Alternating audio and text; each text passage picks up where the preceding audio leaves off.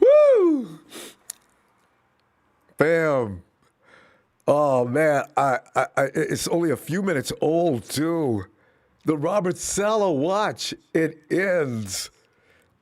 According to Josina Anderson, a source who was a candidate for the job told her that the Jets informed them they are hiring Robert Saleh.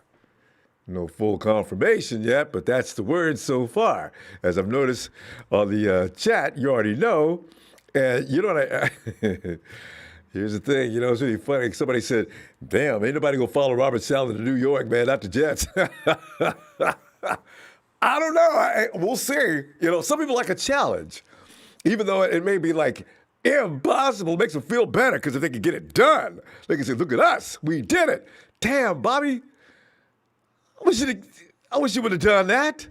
Because I was looking before. It looked like Saleh wasn't getting any love. The Jets had called him back twice, and reports coming out of Detroit was they didn't really think that was a good interview.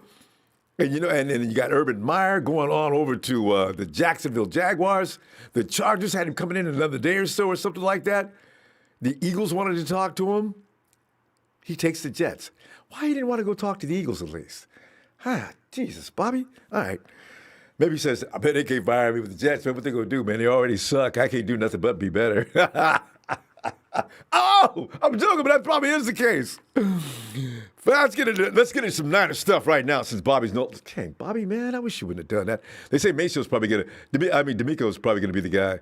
The immediate speculation is. And everybody's saying, is our defense going to suck again after Bobby Saleh? Look, here's the thing. Everybody's talking about my boy Bobby sucked and should have been gotten rid of a couple of years back.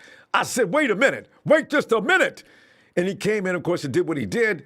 So you know what? Maybe D'Amico, if they hire D'Amico, that means they know something. I thought that they might decide to keep it in-house, to keep that energy up, to keep all the players familiar with the guy that's in charge now because they've been with him the whole time. They say D'Amico's capable. We're going to find out. D'Amico may add some dimensions that we didn't even know he was aware of. So I ain't scared of this. I'm not. But fam, the Niners proved a long, long, long time ago that they are a very united group. The players, anyway. Former NFL player and podcaster Ross Tucker suggested the organization do whatever it takes to gain DeShaun Watson during an interview on 95.7 The Game. Did Tucker cross the line when he suggested offering up Nick Bosa to bring Watson to San Francisco? As far as Deebo Samuel was concerned, yes, he did. Deebo tweeted so as much. Could the D-man be among many in the 49ers locker room that aren't about to accept a wrong move to gain Watson? I know what you're saying. It's not their place to decide who's coming and who's going. But if you want to keep a locker room in the fine fashion it's been for the past 3-4 years, you might want to consider that, though. Where would you draw the line is what I'm wondering, though. Where would you draw the line? I know some people take a bag of chips for Jimmy, but considering the fact that Jimmy, that bag of chips is so well loved, you have to keep that in consideration. Where would you draw the line? We're going to take that call tonight for your answer to this question, along with everything else. Niners! As you know we do. Jimmy, boy. Dude, Jimmy's going to be the story. Next year, Jimmy, get him off your back, man. Stay injury-free and go out there and beat Jimmy so they can shut up. And this wouldn't be the topic of discussion out there at the end of every season. It's gotten tiresome. But anyway, the players most likely, by the way, Matt Miyako. The players most likely to resign with the Niners seem to be those on offense, according to Matty M., while the bigger losses could come on defense. Trent Williams, far and away the team's most prized scheduled free agent fullback, Kyle Juszczyk, both declared their preference to remain with the organization. As you heard, Juszczyk offers a very emotional delivery on his feeling about being with the 49ers.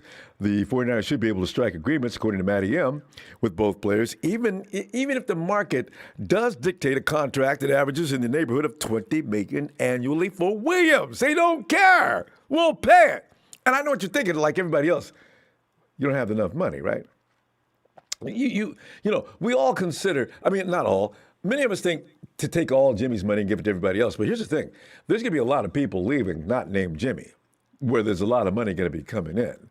So it's not necessarily you go right to Jimmy for money you got to pay everybody else. And as I just mentioned, Robert Saleh watch is over. Here's the thing, fam. It's the offseason, so the speculations are in full swing on what it might take for the 49ers to land the unhappy camper known as DeShaun Watson. At the end of the day, if I had to bet money on it, DeShaun Watson stays right where he is in Texas. He ain't going nowhere. Ain't no damn fool living in Texas that's running that organization. We just let DeShaun Watson go. Now, last year, O'Brien, who was in charge of things, let D-Hop go. Well, he got his ass handed to him a few weeks later, and we let him go.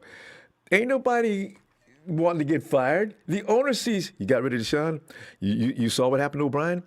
Yeah? I got your check waiting upstairs.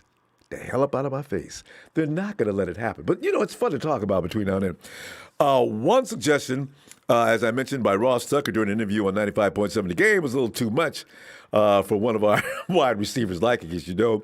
Tucker mentioned one of the 49ers' most precious stars after being asked if anyone is untouchable in creating and attempting enough package to acquire Watson, to which Tucker said, I would say, with no shame, he said, I would say Nick Bosa. But if you could get DeShaun Watson, I think even Bosa is touchable. I'm sure they don't want to do it, and I'm sure they'd even rather give up picks. But as great as Nick is, if you get a chance to get a top 5 quarterback in the NFL, you have to do it. So I would say they would fight like the Dickens to not have Nick Bosa be a part of it. But ultimately, if that's what it took, that's what they would do. Unquote. All I have to say to you, Tucker, is this. Stop buying that low-grade drug from whomever you're buying it from and get a better dealer. It's not going to happen. Nick Bosa is a cornerstone of that defense, and he will continue to be one going into next year. It's all in speculation, though, and gossip. For those who've already said, ooh, there must be something going on in the front office in Santa Clara. At this point, and there's absolutely no evidence that Bosa's name is even, other than Tucker, that Bosa's name is even being considered as a part of a trade or that any trade is even in the works. If you look at the situation, though, really, if you look at the situation from the perspective of what life would be like in Texas without Watson, it would mean the full rebuild time will have arrived in Texas. And I'm not talking about Dallas. I'm talking about Texas, around Houston area. Most likely, a deal to acquire a player like Watson anyway would require significant compensation. Now, Nick might get it done, but they probably still say, you know what? How about 2, maybe 3 first-round draft picks? 49ers, man. We like Nick and all. Y'all can keep him. We need picks, man. We're looking for to rebuild this unit, and we're going to be looking for a first-round pick, and we're going to use your pick and a couple others and trade up to the top and go ahead and get us one of the 3 or 4 quarterbacks in the league this draft. So, but here's the thing. Do you agree with Ross Tucker, and do you have a line where is there a limit or an edge you won't go over to get DeShaun Watson? There's Anthony Nagatani, my dude from Hawaii. What's happening, brother? He said, pretty clear Ross Tucker watches Ronbo Sports. Don't forget who was the first person to raise the idea of trading Nicky B. Sorry, I can't make the gathering today. Stoked for D'Amico. Go Niners. Anthony, thanks for that contribution. We'll look for you. Hey, Anthony, I'm thinking about doing 2 games this week that we should have a lot of fun with. Of course, the Rams versus the Green Bay Packers, and also Cleveland. I know what you're thinking. Cleveland versus the Chiefs. Are the Chiefs primed to be picked? That defense was ridiculous, and their run game, I don't know if the Chiefs can stop that run game. Anyway, we'll talk about that later.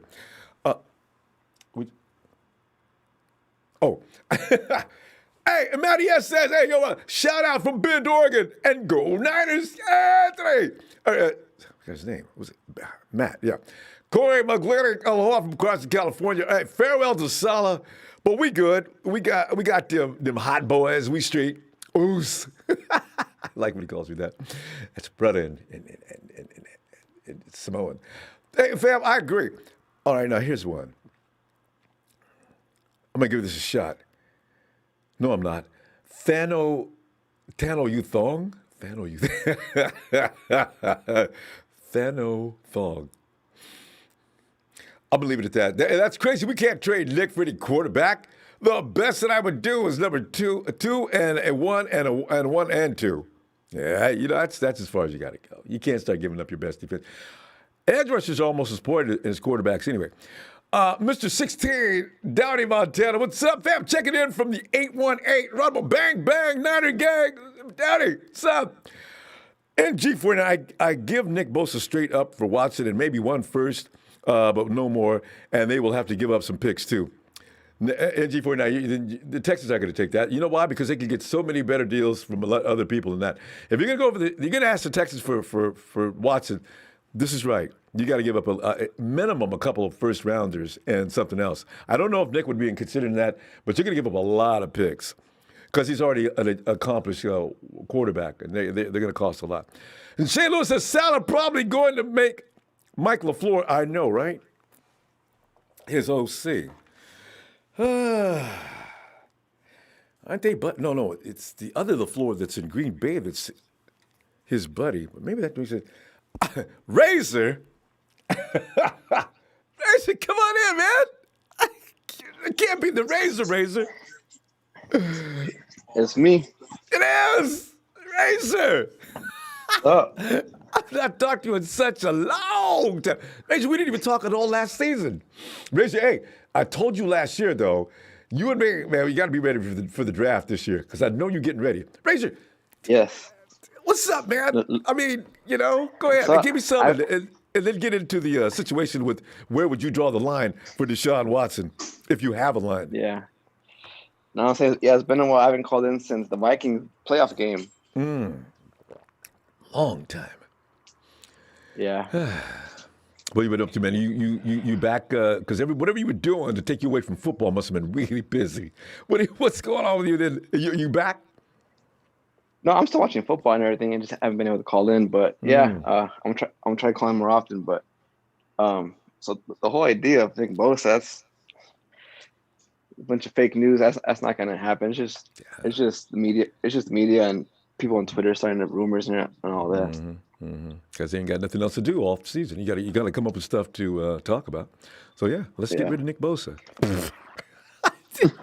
So you take a step back and step forward. So what does that do for you, Ray? That puts you right back where you started. Now we're getting killed from the edge. We're getting killed. Period. God, silly. I mean, especially with the loss. I mean, not the loss, but of them trading away Buckner, you definitely can't trade away Bosa now. And real quick, I'm not sure if you remember, but I was the first one that said trade Buckner. I regret it now, but 3 years ago, remember, 3 years ago.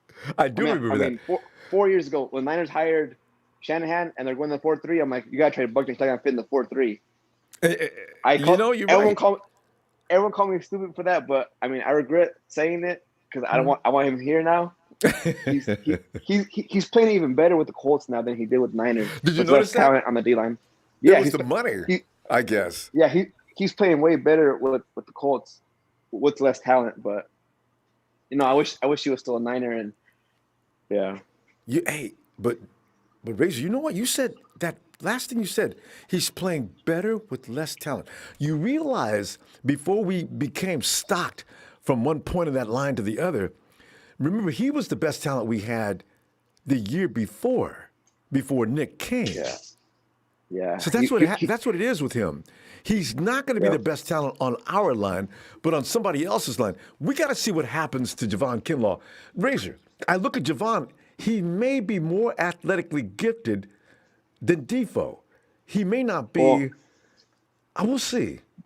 This is how I view Kinlaw. Kinlaw, this year he showed flashes, but for sure he will be better in the run game than Buckner because of the height difference. Buckner is what, 6'6", 6'7", whatever he is. He's taller, so he can't get real low. Pad level. He can't get real down. It's all about that. It's all about technique and getting low, all that. Lower man wins, blah, blah, blah. But, I mean, I don't think Kinlaw will ever be as good as Buckner. but he's gonna be pretty solid for us though. But I mean, I hope he does. I hope Yeah. he's up there. I think he's a bad guy, like you, Razor. Because the thing is, I like bad guys on my front line. I think he might be one of those kind of guys. And if that be the case, we're going to see some emotions out there that usually work well with defensive linemen. So Yeah, that and fight then they had with the was that the Seahawks? Yeah, he was right up front, like letting everybody know I'm the biggest dude out here. I will kill everybody here. So yeah, yeah, I like him. yeah, and then a couple more things I want to say before I get off. Go ahead. One was that one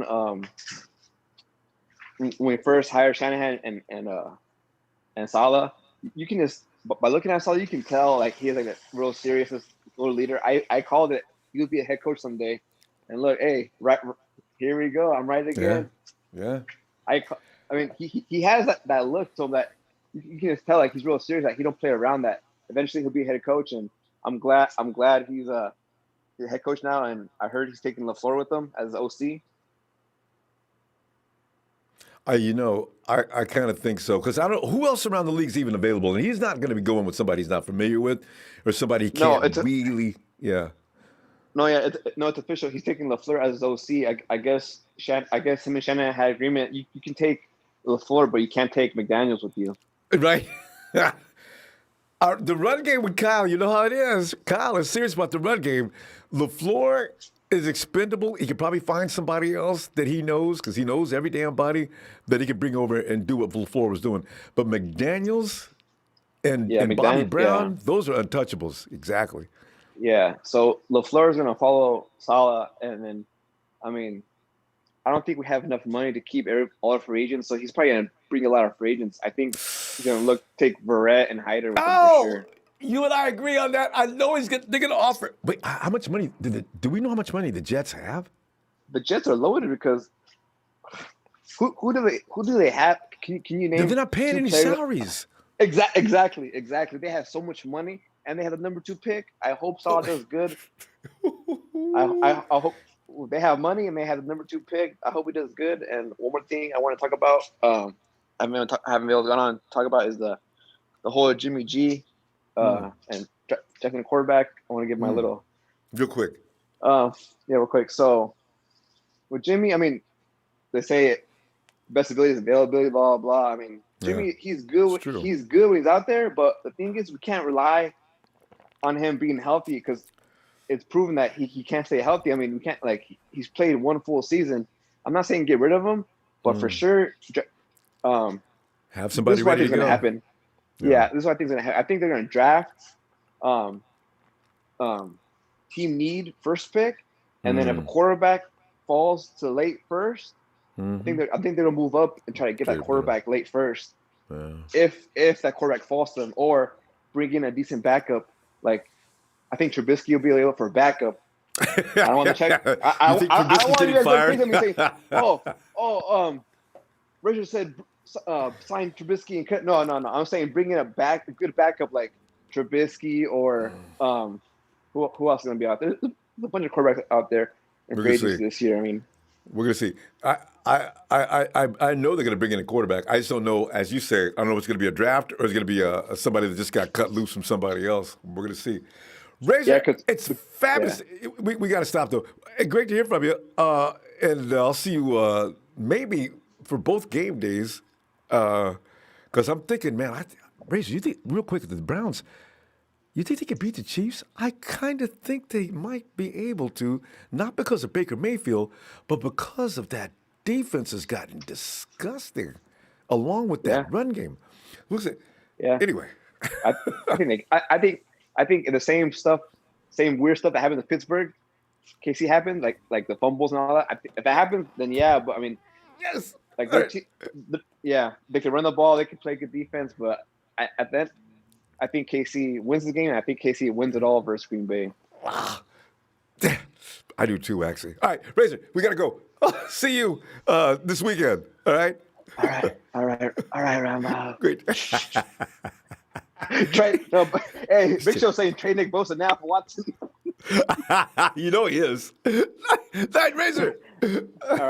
Ronbo. Big Show. You better call in there, Big Show. Boy, I tell you what, because I know you're saying it, Joe. Lee, come on in, Lee.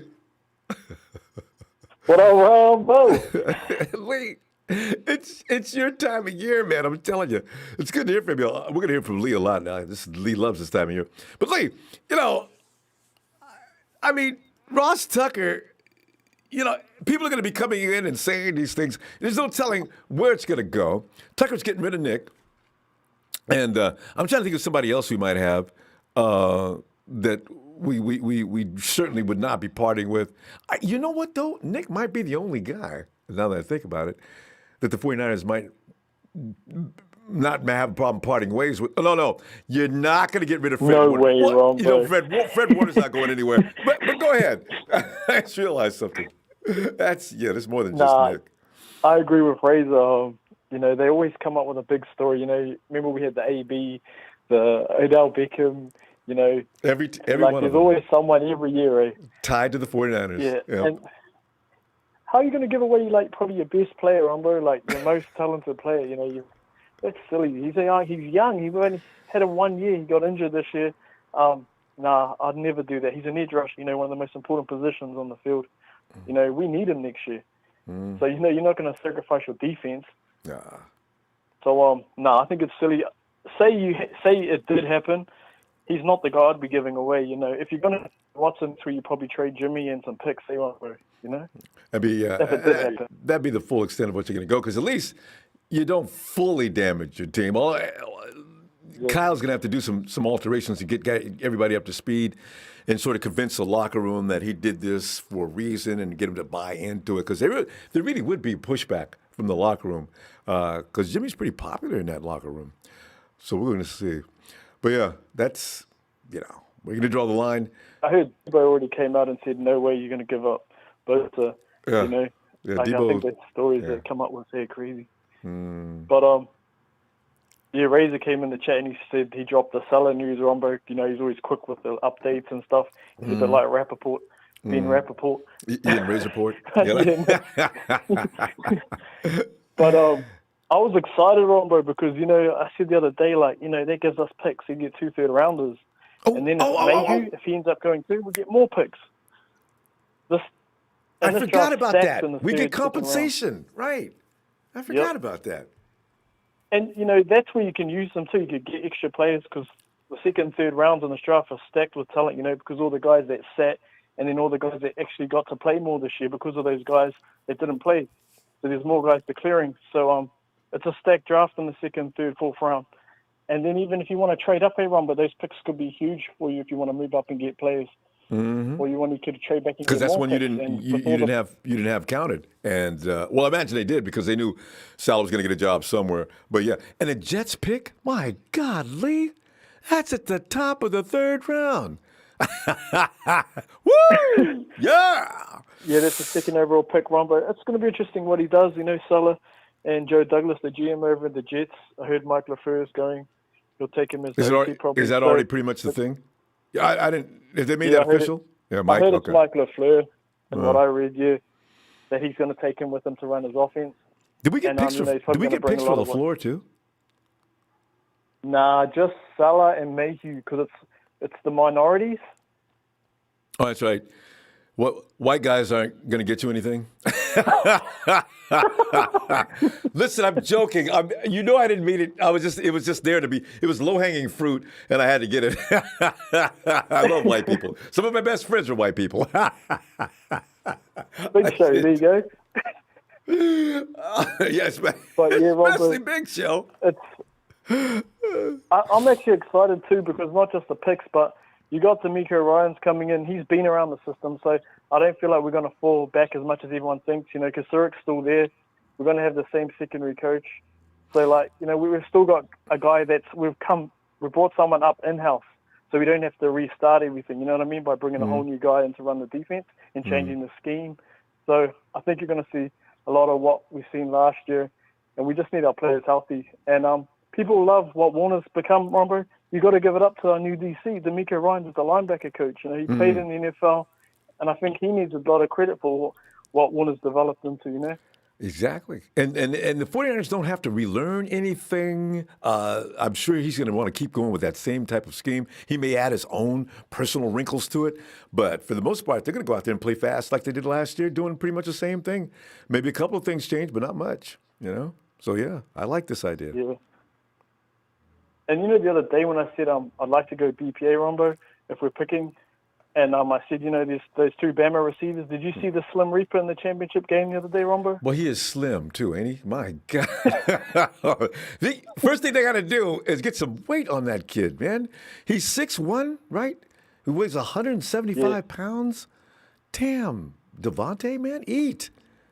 But, I saw him. That dude you can't cover him. He had, 3 touchdowns, in the first 200-something yards in the first half. First half. And he got hurt his finger. And sat down. Derek Stingley's supposed to be the best corner back in college football for years, probably since Jalen Ramsey. He's like that kind of guy. And he destroyed him last year, Ronbo. Devonta Smith, everyone was talking about Judy. Devonta Smith was doing the same leading Bama last year when Judy was on the team, and then he just went to new heights this year. So watch out for that guy. He might rise there now because he's got the Heisman, and he won the championship, Ronbo. So he could rise above 12. He could go earlier. Oh, now you see, you bring up a question, Lee. If he falls to number 12, I can't imagine that. If he falls to number 12, because between the first 1 to 8 spots is going to be quarterbacks. Yeah. And then there's going to be some people who need defensive linemen. Yeah. Yep. Can you imagine Devonta Freeman there? And they say, okay, can we get a minute to talk? Because they gotta do that. Anyway, Lee, we're out of time though. Lee, this is gonna be fun speculating on this. Everybody knows what we really need, but Devonta Freeman cannot be passed. You add him to Deebo and Ayuk. Ow! Okay, we gotta go, Fab. Let me see Thanks, you. Ronbo. Shout out to the weekend. Empire. Thank you. And shout out to everyone. Good day, Lee. He's in Zealand, so he's having a daytime. Hey, wow. I forgot about the possibility. 12? It's going to be interesting, this draft. Christopher Hengler. Hey, Chris. 49ers stimulus stop the Chiefs three-peat next year. Peace, Niner. Heavy. Chris, you've already assumed that the Chiefs are going to win this year's Super Bowl, haven't you? I wonder about that. I want to see that. This Cleveland game could be interesting. He ain't going to have no room to maneuver back there. We'll see. Do they have anybody who can follow Tyreek? That's all you got to do is stop Hill. That defensive front line is going to give Mr. Mahomes all he can stand. Hey, Shay, come on in, man. Oh, what's up, Ronbo? Shay, man, Ross Tucker came in and traded Nick Bosa. I was laughing because I said, I got to ask people about this. Did Ross, listen. Listen, Ronbo. I know you're for Jimmy, but I want Jimmy gone just like the rest of us. But when I tell you I am not giving up Nick Bosa. But a percentage of us. A high percentage of us. But when I tell you I want Nick Bosa, I want if it's okay if Jimmy leaves or we swap out Jimmy. But if I tell you right now for Nick Bosa, you must be out of your damn mind. Nick Bosa is by far untouchable. And listen, yes, anybody with half a brain knows that an elite QB is better than an elite edge rusher because QB is the most important position on the field. But edge is ranked second? Alone. Bosa, absolutely. Edge is by far the second most important after it would be left tackle to block, but yes, edge is the second most important position, without a doubt. But Ronbo, Nick Bosa is like a generational talent. They don't come that often. You know what I mean? And the difference is Nick Bosa again is on his rookie contract. If we're having cap problems now, why would we trade someone on a rookie contract who is top 5 at his position? Yep. To get Watson to bring him in for his $40 million contract. 160. Next year. I don't get it. It just doesn't make any sense. I wouldn't, and like now if you're talking like Bosa straight up, I still wouldn't take Bosa because again, Bosa's on the rookie contract. By the time we have to pay Bosa, our QB position is already going to be figured out whether we're with Jimmy or not, or with a rookie quarterback on a rookie contract. I don't think people realize that we still have we have 3 more years of Bosa technically on a rookie contract if we take his 5th-year option. Well, But I know people are like, well, he's coming off with an ACL. But, guys, he had an ACL tear in high school, and look how much he dominated. Yes, next year I don't think he's going to be the same full go right away. But, obviously, I think the year after that, I think he's going to be back to his normal self. Bosa has gotten injured, and he's comes back stronger. And, plus, he's doing his own workout, and I'm seeing these videos, and he's looking good on his left leg. I promise you, Bosa's going to be our Bosa that we had his rookie year. I'm not trading him. He's definitely been there and done that, Shay. He knows what he's doing. Exactly. Yeah. Exactly. And not even Fred Warner either. I wouldn't trade Fred Warner, the captain of the defense. Not a chance. I called it, Ronbo. Not a chance. I think Fred Warner's going to help Deebo Ryans when he's out there with the play calling. Fred Warner's a genius. He is a captain. He's the quarterback of the defense. This man's going to make Deebo Ryans' life a lot easier when he has to step in those shoes as DC. I'm happy that they're promoting Deebo. I think Deebo is the best fit simply due to the fact that D'Amico's learned under Saleh. So he knows, his tendencies, tricks, what plays he likes to call, and certain coverages that he likes to run, and certain schemes that he likes to throw out there, when facing opponents. So I'm more than happy that I agree with the homie Lee. Shout out to Lee. That we're not going to take as big a setback as people think because we're bringing back a lot of the guys who already know how to run the Seattle scheme defense, the cover three press rail. They're still able to remember, and it's like muscle memory. They're memorizing what they need to do. But Ronbo, shout out to Robert Saleh. I'm gonna miss him. Speaking on him. Good luck. I called it, though. I knew if he was going to get a DC job and they don't have a decent offensive coordinator wherever he goes, and it's kind of crazy, too, because, like, the Jets are going to give him a lot of power with that GM simply due to the fact that they gave him a 5-year contract. I've never seen a DC head coach get a 5-year contract. They must have a lot of faith. That's what I'm saying. 3 years is a max. I knew if he was going to leave, he was going to take Mike LaFleur with him. But, Ronbo, I don't be surprised if they draft Zach Wilson because Zach Wilson ran the same scheme in BYU. He runs the same scheme in BYU, and what other way to help your new offensive coordinator make it easier for a quarterback who already knows the system, right?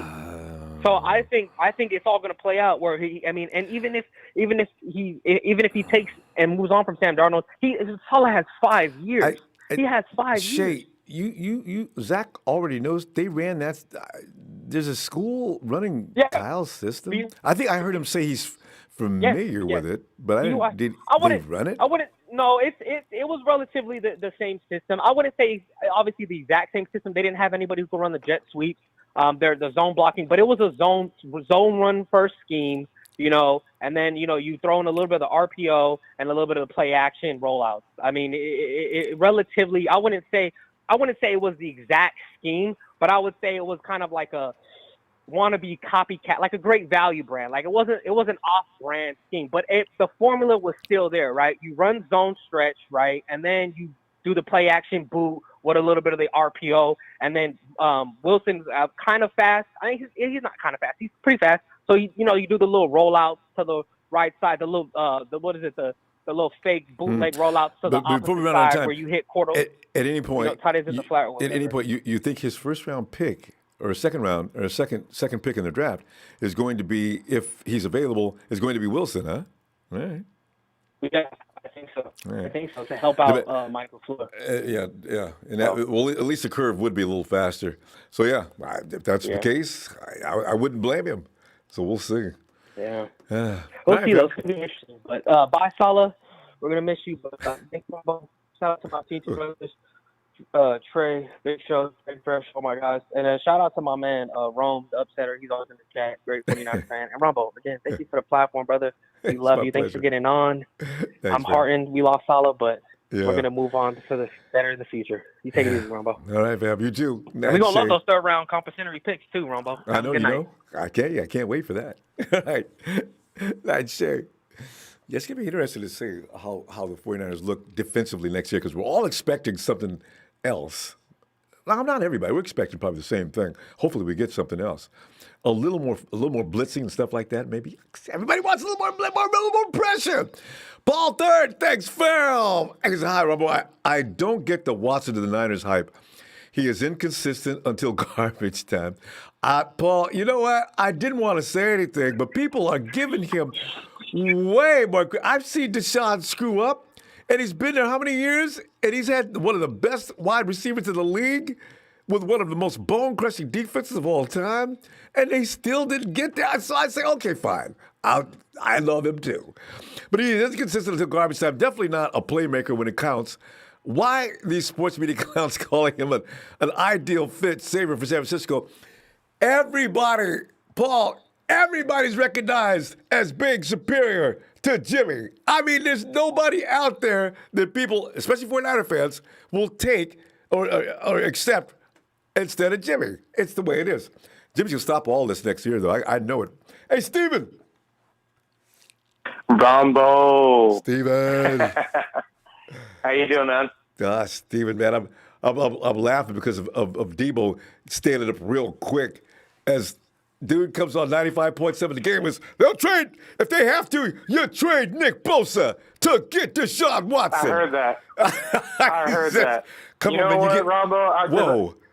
I heard that while I was driving home, and You stopped the car? I couldn't believe it. I didn't want. I said I wanted to stop. I stopped the car. I stopped the car, and I was like, you know what? I need to find out wherever the hell this dude is, smack him, because that's the most dumb thing I've ever heard in sportscasting ever. That's like, oh, let's trade our best rookie defensive end to get a bum QB from the Texans, who probably is not going to work with our chemistry at all. And if we trade Nick Bosa, I'm telling you, that whole chemistry for that entire defensive lineup disappears. Look what happened when he got injured. Look exactly what happened when he got injured. We had nobody to pretty much fill his spot. Trading Nick Bosa would be the dumbest thing to do. And you know what? Let's just cut the crap right here. Everyone, get off of Jimmy. Get off of Jimmy. DeShaun Watson's no better. They're not going to do it. Jimmy's good. He has his bad times, but DeShaun Watson, the only reason why he was ever on the map to begin with is because he had D-Hop. Without D-Hop, and DeShaun Watson would not be a thing. We would not hear of him. This would not be a discussion for us. D-Hop made DeShaun Watson good, and D-Hop left, went to the Cardinals, and made Kyler Murray better. Put it like that. Plain and simple. I know, right? You know, Kyler Murray almost made the playoffs. But you know what, Steven? Honestly, Exactly. in his defense, he did pass for a lot of yards last year again. And I'm not sure. Somebody, Paul III, pointed out how they'd be behind and teams would get off and just get into prevent. I like Watson, but I think sometimes Kyle's going to look at that, okay, I can't figure this out, I'm going to run. I think this bothers Shanahan. He wants you to stay there and wait for his offense to develop. He's not really crazy about guys running. He had a chance to draft him when he was in the draft when he first came. Yeah. And we passed him up. And every right so. Every reason so. Like, he does not fit what Kyle Shanahan's playbook.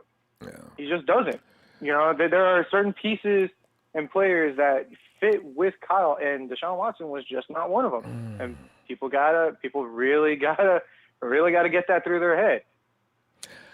As I said, it takes a while to build continuity. This is another reason why I don't want to get rid of Jimmy's been with that unit for enough years now that if he could just stay, and it's asking a lot because he has gotten injured. If Jimmy could avoid injury, I got a feeling he was going to be smoking this past season. He was ready. Next year, well, what are you going to say for the excuse next year? He came off an ACL. Now you're going to say he's going to come off a high ankle sprain? No, Jimmy was ready to go this year. You know what? And he went to the Super Bowl after the high ankle sprain. So, yeah. But go ahead. I'm going to go ahead and call out a lot of people in this chat right now because actually I could finally sit down and watch it. Everyone's like, oh, who's calling DeShaun Watson a bum? But hear me out on this. Right. Yeah, he threw out some amazing yards this season. But everyone hating on Jimmy, same thing. Y'all tripping. You guys were all about him when he took us to the Super Bowl. And then now that he's here and he's injured, you guys all want him out. Every single one of you. Why? You guys are going to do the same thing you do to DeShaun Watson if he doesn't put up the same numbers he did with the Texans. We always Stop do. Tripping. Get off the dope. Get off the dope. I'm done. Get rid of Cap. Get rid of Alex. CJ's a bum.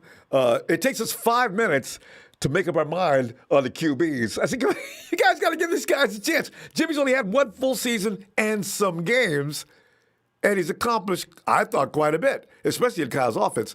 Let's see what he looks like with a second year. Now, I'm not willing to wait forever, but I think Garoppolo is going to bust out if he can just avoid injury, especially now that he's got a serious group of wide receivers now.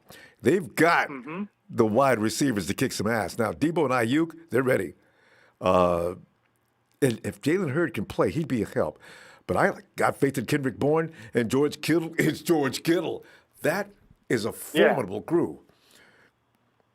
And we got it set. We don't really need a running QB like that, like DeShaun Watson. We need someone who can look down the playing field, and Garoppolo has that talent. He's shown it before. He's definitely shown it. If he could just get the fact that he, get rid of his favorites, like throwing only to Kendrick Bourne and throwing only to like Brandon Ayuk, and actually start looking down the field and who he has for options, he'll be solid. He'll pass up that 500-yard record that DeShaun Watson made easily, without a doubt. He just had, like you said, he has to stay healthy. That's it. He has to be generous with that ball.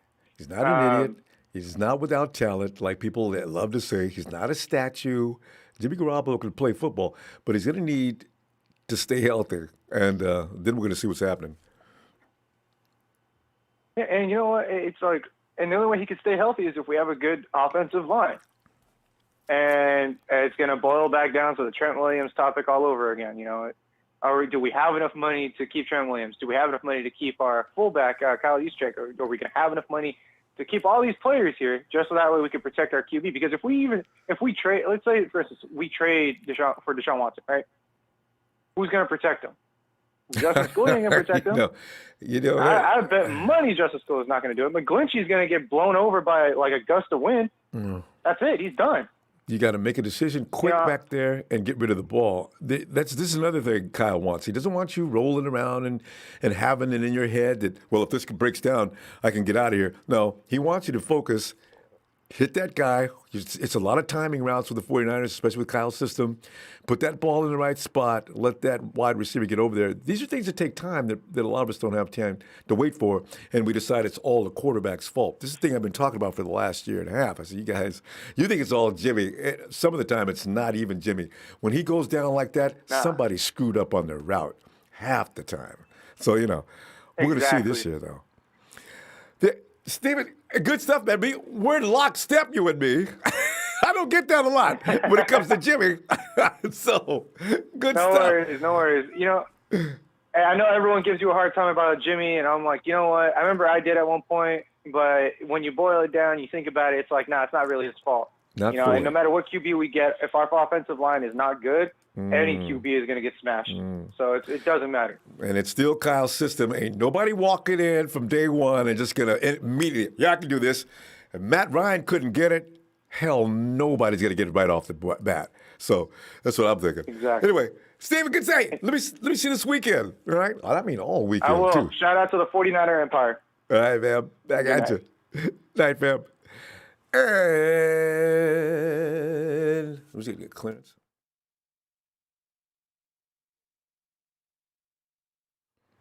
Can we blow it up? Yeah. Okay. Big boys, climb on Big Rig. Every time I see that, I think about the Big Show. It says, happy for Salah, gonna miss him. Time for D'Amico to step up. And hell, no, we better not trade Nicky B. Rather draft a quarterback than trade for Watson. Boy, it's the gospel truth. Dude lost his mind on 95.7 the game. Even the host stopped talking. Hey, we ain't touching that, man. You go ahead, you're on your own on that. Life said, bad 6. Thanks, fam. Thanks, guys, for your contribution. He says, get a backup for Jimmy. But Jimmy is the man until proven different. Also help for the O-line. And Houston can keep the quarterback. Because, there's no point in getting stripped naked for DeShaun Watson. That wouldn't make any sense anyway. I don't think many people would actually support that. There's a few. I talked to one guy on Twitter. He'd love it. Clarence Molina, thanks to that contribution family, says, Watson is worth 2 1s and 2 2s and Jimmy G. Whew, wow, Clarence. Jimmy G has now been injured 2 times in 3 years. Worried about him being injury prone. was injured in New England also. Yeah, it wasn't serious though. The New England thing was just a shoulder thing, stinger. No, but we can't go by that because if we start doing that for every guy who gets hurt, we got to get rid of Deebo, we got to get rid of George Kittle, we got to get rid of DeShaun Williams. You got to be careful with that. Big boys climb on big rigs. The 49ers living rent free, and Seahawks fans' heads in the chat. They can't even look forward to the draft because of Blitz Boy. I like that name for Blitz Boy trade. And that's, you know what? Somebody said yesterday, K'Wan Williams does more than Adams, and K'Wan can actually play defense in the secondary. I'll take K'Wan over Blitz Boy. Marion. Take that, Seahawks fans. How you doing, man? Oh, man, I'm sitting back here having fun, man. Because like Ross Tucker got on the radio, man, everybody heard that. Ross, trade. If I'm the 49ers to get DeShaun Watson, even Nick Bosa is touchable. What? Hell yeah. Nick goes. Okay. And even the announcers quit talking. I said, it's Nick Bosa. There's so many reasons why you can't leave Nick Bosa. Nick, first of all, is on a rookie contract. We ain't got to worry about his money for another couple of 2-3 years. He's got a 5th-year option we can pick up. Nick Bosa is also the heart and soul of that defense currently. So I'm going to get rid of that. And I'm going to give him a couple more draft picks because they ain't going to just accept Nick. It ain't going to be no straight-up deal. And they just gut the 49ers. Mary, what do you think of all that, though? Where do you draw the line? Or is this deal okay with you? Bro, it's a whole bunch of horse crap because I'm sick. I had to get into one of my – he called himself a 49er fan, but sometimes people don't understand the business side of it. He keeps hollering about he want a elite quarterback, right? We already have a quarterback. Yeah. If you want an elite quarterback, you have to pay elite money, correct? Yeah, much more. So let's go ahead and break this down. DeShaun Watson signed a 4-year, $160 million contract for the season started.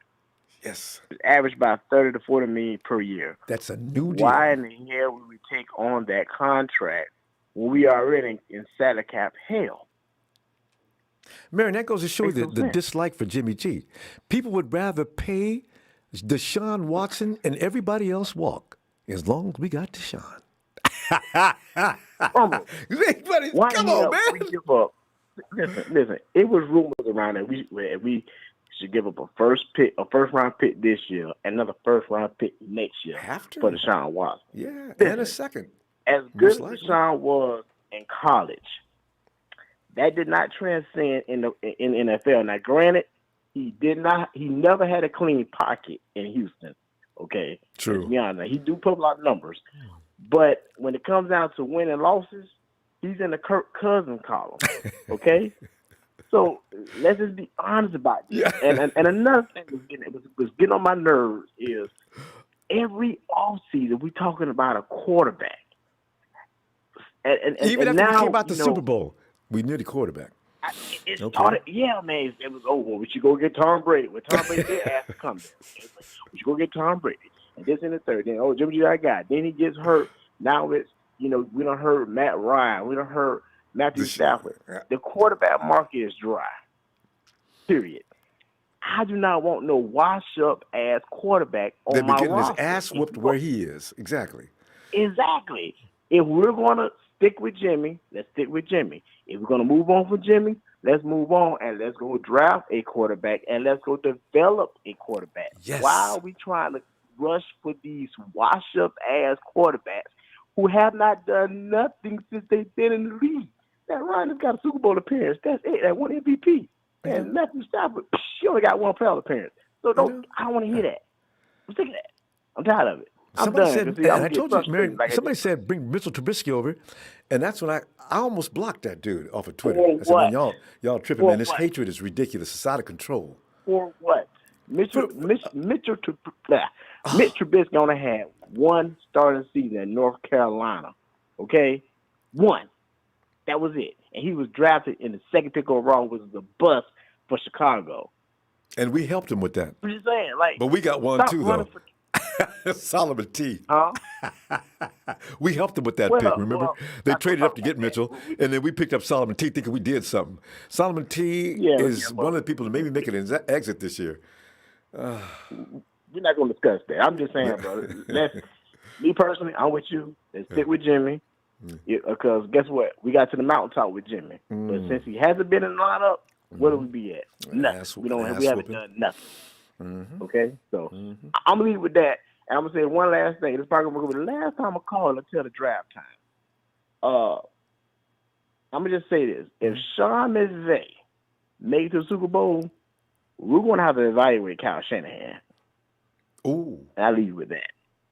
There you go. Mary left us with a zinger there, and we maybe discuss. We'll see after the Super Bowl, because like when you get back to us, the Super Bowl will be over. All right. That's what I'm saying, man. Like we're gonna have to evaluate something, because this guy here done got the. I'm just saying, if it happens, if he beat Green Bay Saturday, I will be impressed. And Marion, just for the record, I'm worried that they are going to beat Green Bay. Aaron hates a pass rush. He's gonna get one.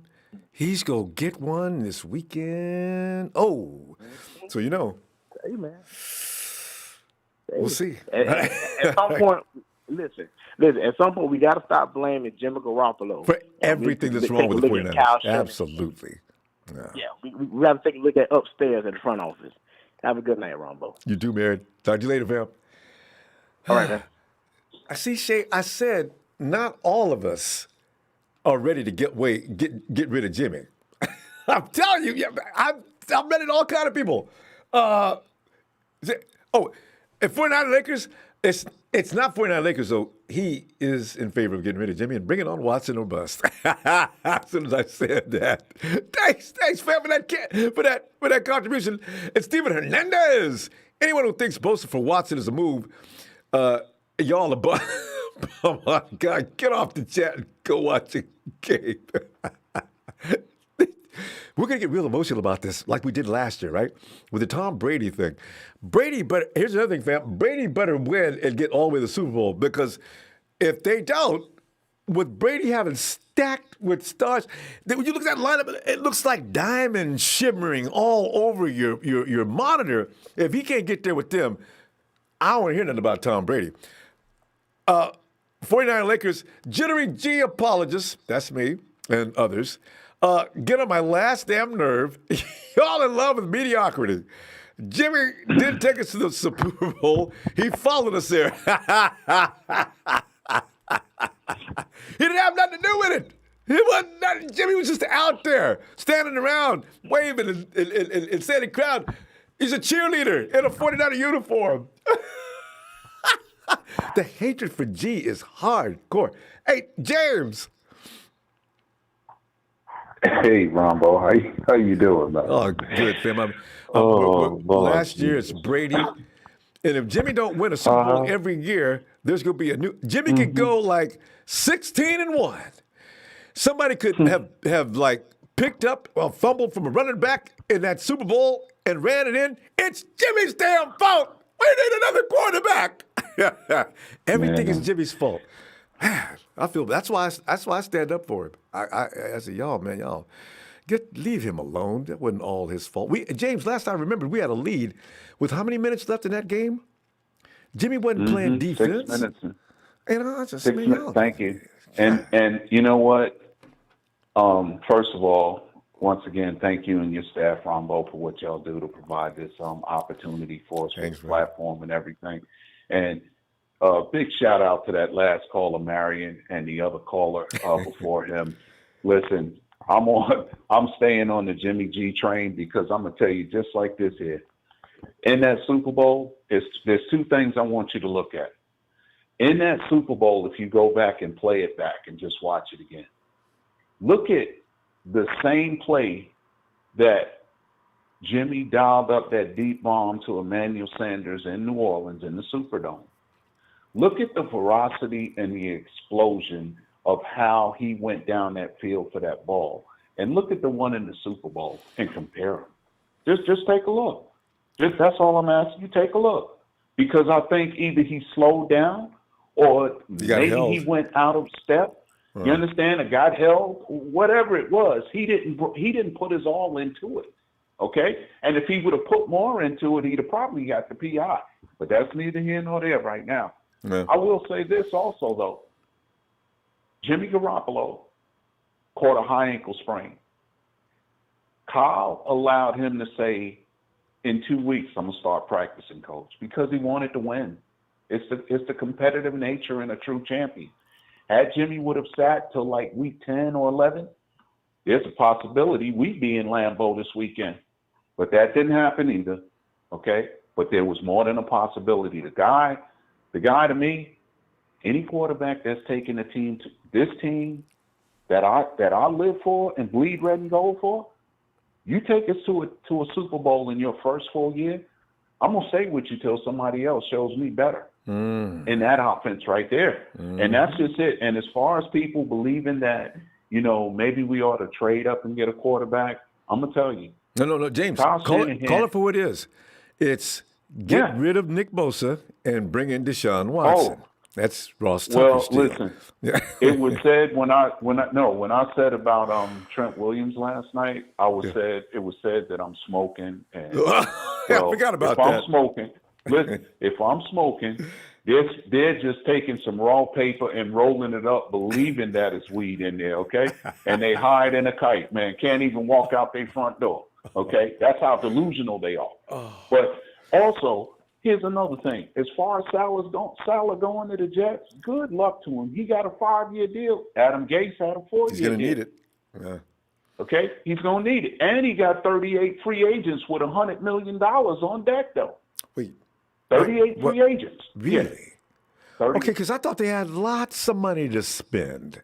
That means no, they don't. They got $100 million in cap space, and they also got 38 free agents. Okay, they got a linebacker like C.J. Mosley that we brought in for an interview in free agency, and thank God they didn't sign him. He played. I think he played two plays in preseason and was hurt again. Now we're gonna get a 3rd-round draft pick for that minority hire of Robert Saleh, and I'm glad of that. Also, that helps us with our situation with bringing in better players. And now, at the end of the day, that caller before Marion, he really said something about how, I think it was him, when he said about players that, prime example, this is what the point I'm trying to make. We need to create cap money. Now, whatever went wrong in that initial negotiation about Trent Williams' contract, I don't know what it was. They're saying it wasn't enough money. He felt betrayed. Well, I can say this much. If he's all in and trying to help us win, would it kill him to say, well, I'll play for this year and next year and y'all backload my money down the road? But for some reason, he feels like he's the I in the word team. You understand? Now, look at this scenario. Listen, if we can't sign him, we thought we couldn't get rid of DeForest Buckner last year, didn't we? We figured there's no way they're going to let DeForest Buckner walk. Well, guess what? Need I say any more about that? Trent Williams, listen.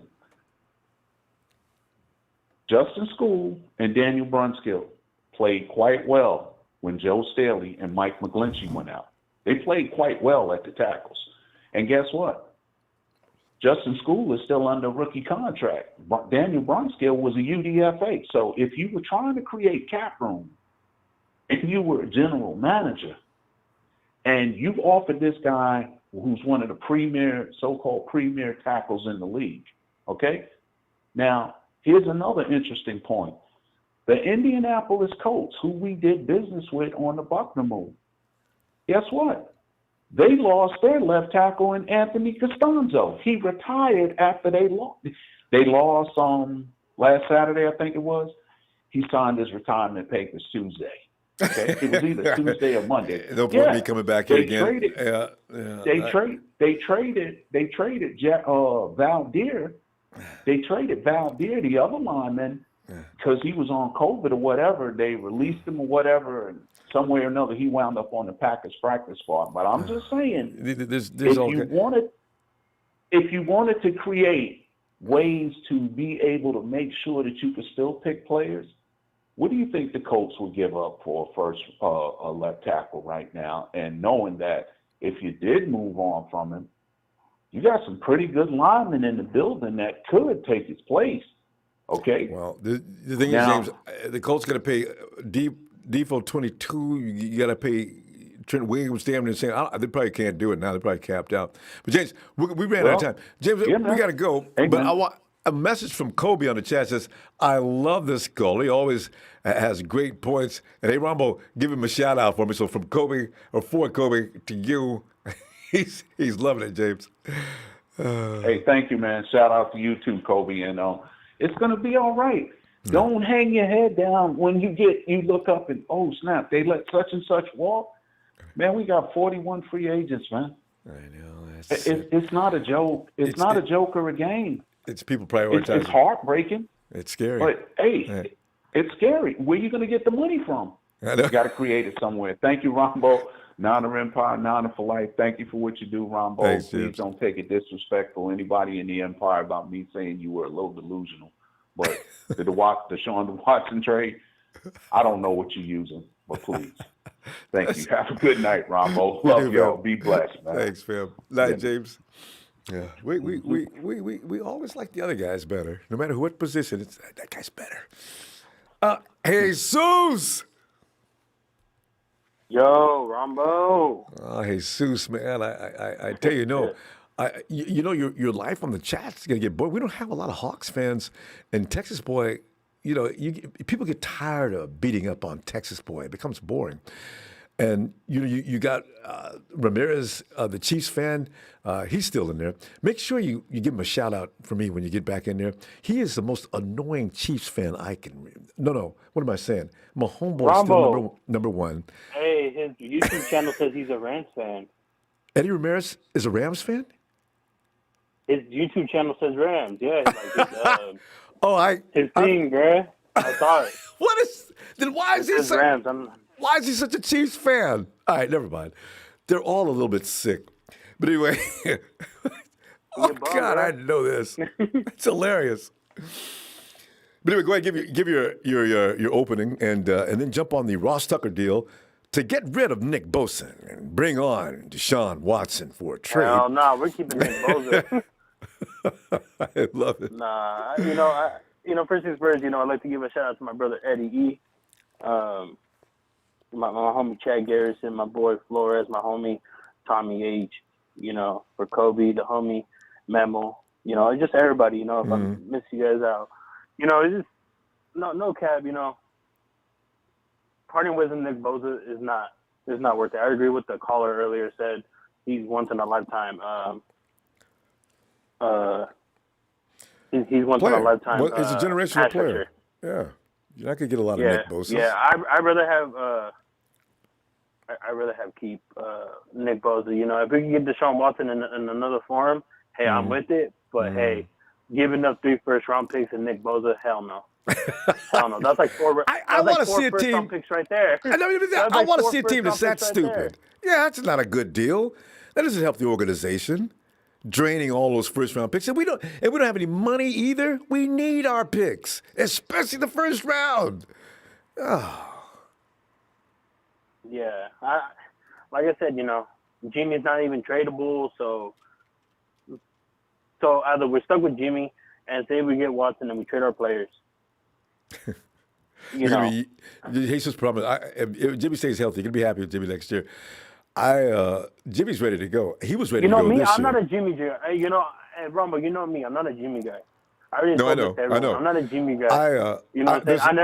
I had to defend my quarterback. I'm like T.O. I have to defend my quarterback, No, I know. Jimmy hasn't shown anybody anything this year. He got hurt right off the top. But, boy, Jimmy G next year, I'm calling it right now. That boy's he's going to light things up. Because, number one, ankle's not going to hurt. He's got Deebo, Ayuk, and Kittle. Those three are all accomplished stars. I tell you, and Ayuk's going to come on. Don't let him have Jalen Hurd along with George Kittle. Oh, we're going to see a show that nobody's going to imagine. I'm calling it right now just so I can say next year, I told you guys. Wait a minute. Honestly, what I just want to see is what we're going to do with D Ford.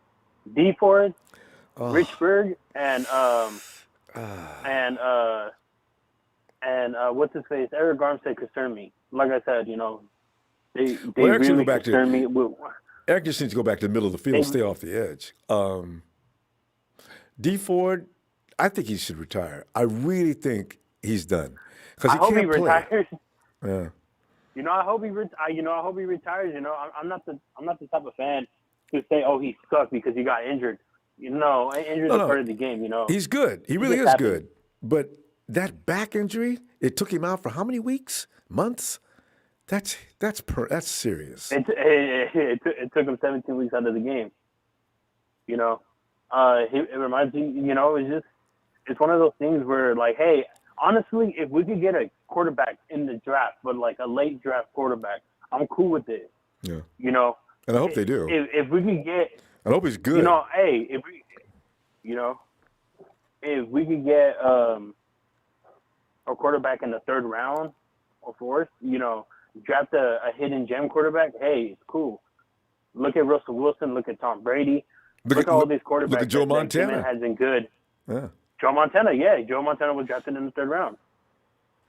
Look at Steve Young. Steve Young came from a different football brand, and he was a Buccaneer, and then he became a 49er. Mm-hmm. It's hidden talent, where you could just find a quarterback. Me, I like DeShaun Watson. I respect his game. Without DeAndre Hopkins, he almost got 5,000 passing yards. Not saying he's bad, but hey, if he's gonna bankrupt our cap, and if we're not gonna have 3 first-round picks for the next three seasons, I'm not with that. Mm-hmm. That's overtraining at that point. Exactly. You don't understand about the Texas defense, though. DeShaun Watson, they got snatched from behind. How many times? It is interesting to see, though, if the Texans could get a better defense, how much better they'd be. If anything, the Texans need to try to sign Watson, and I'm pretty sure they're going to, after they get through crying and arguing, and build that defense and don't worry about anything else. That's really strange. But anyway. But like I said, me, I personally, in the first round, hey, if we need a corner, hey, we draft a corner. Me, like I said, I still want offensive line muscle on our line. The second round, hey, I wouldn't mind going after a corner or a pass rusher. Yeah.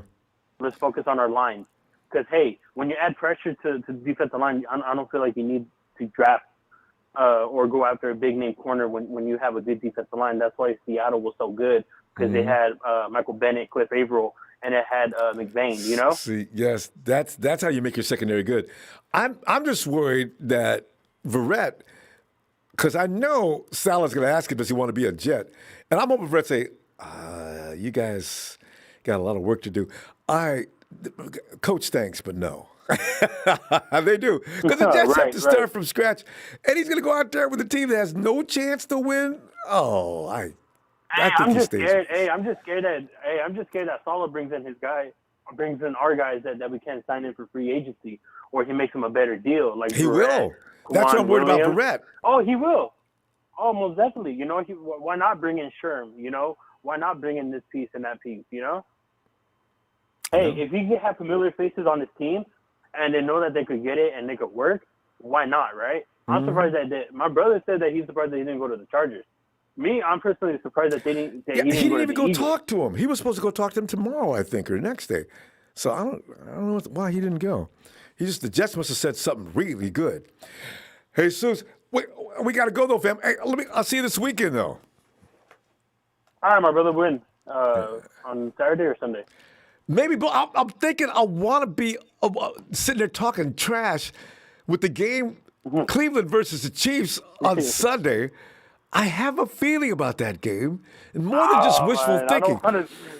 You know why? Man, as much as I want you to do it, man, but Jesus, it's not about that Cleveland Brown offense, but it's about the Cleveland's defense. They looked ridiculous this past weekend. Although, the Pittsburgh Steelers were throwing on every down, made it easy. But, man, I want to see that game. It could be interesting. We'll see. All right. Yeah. Anyway. All right, Rumble. And you know what, Rumble? Can I get a Niners real quick? Oh, yeah. Are you ready? Huh? Jesus, you ready? 3, 2, 1.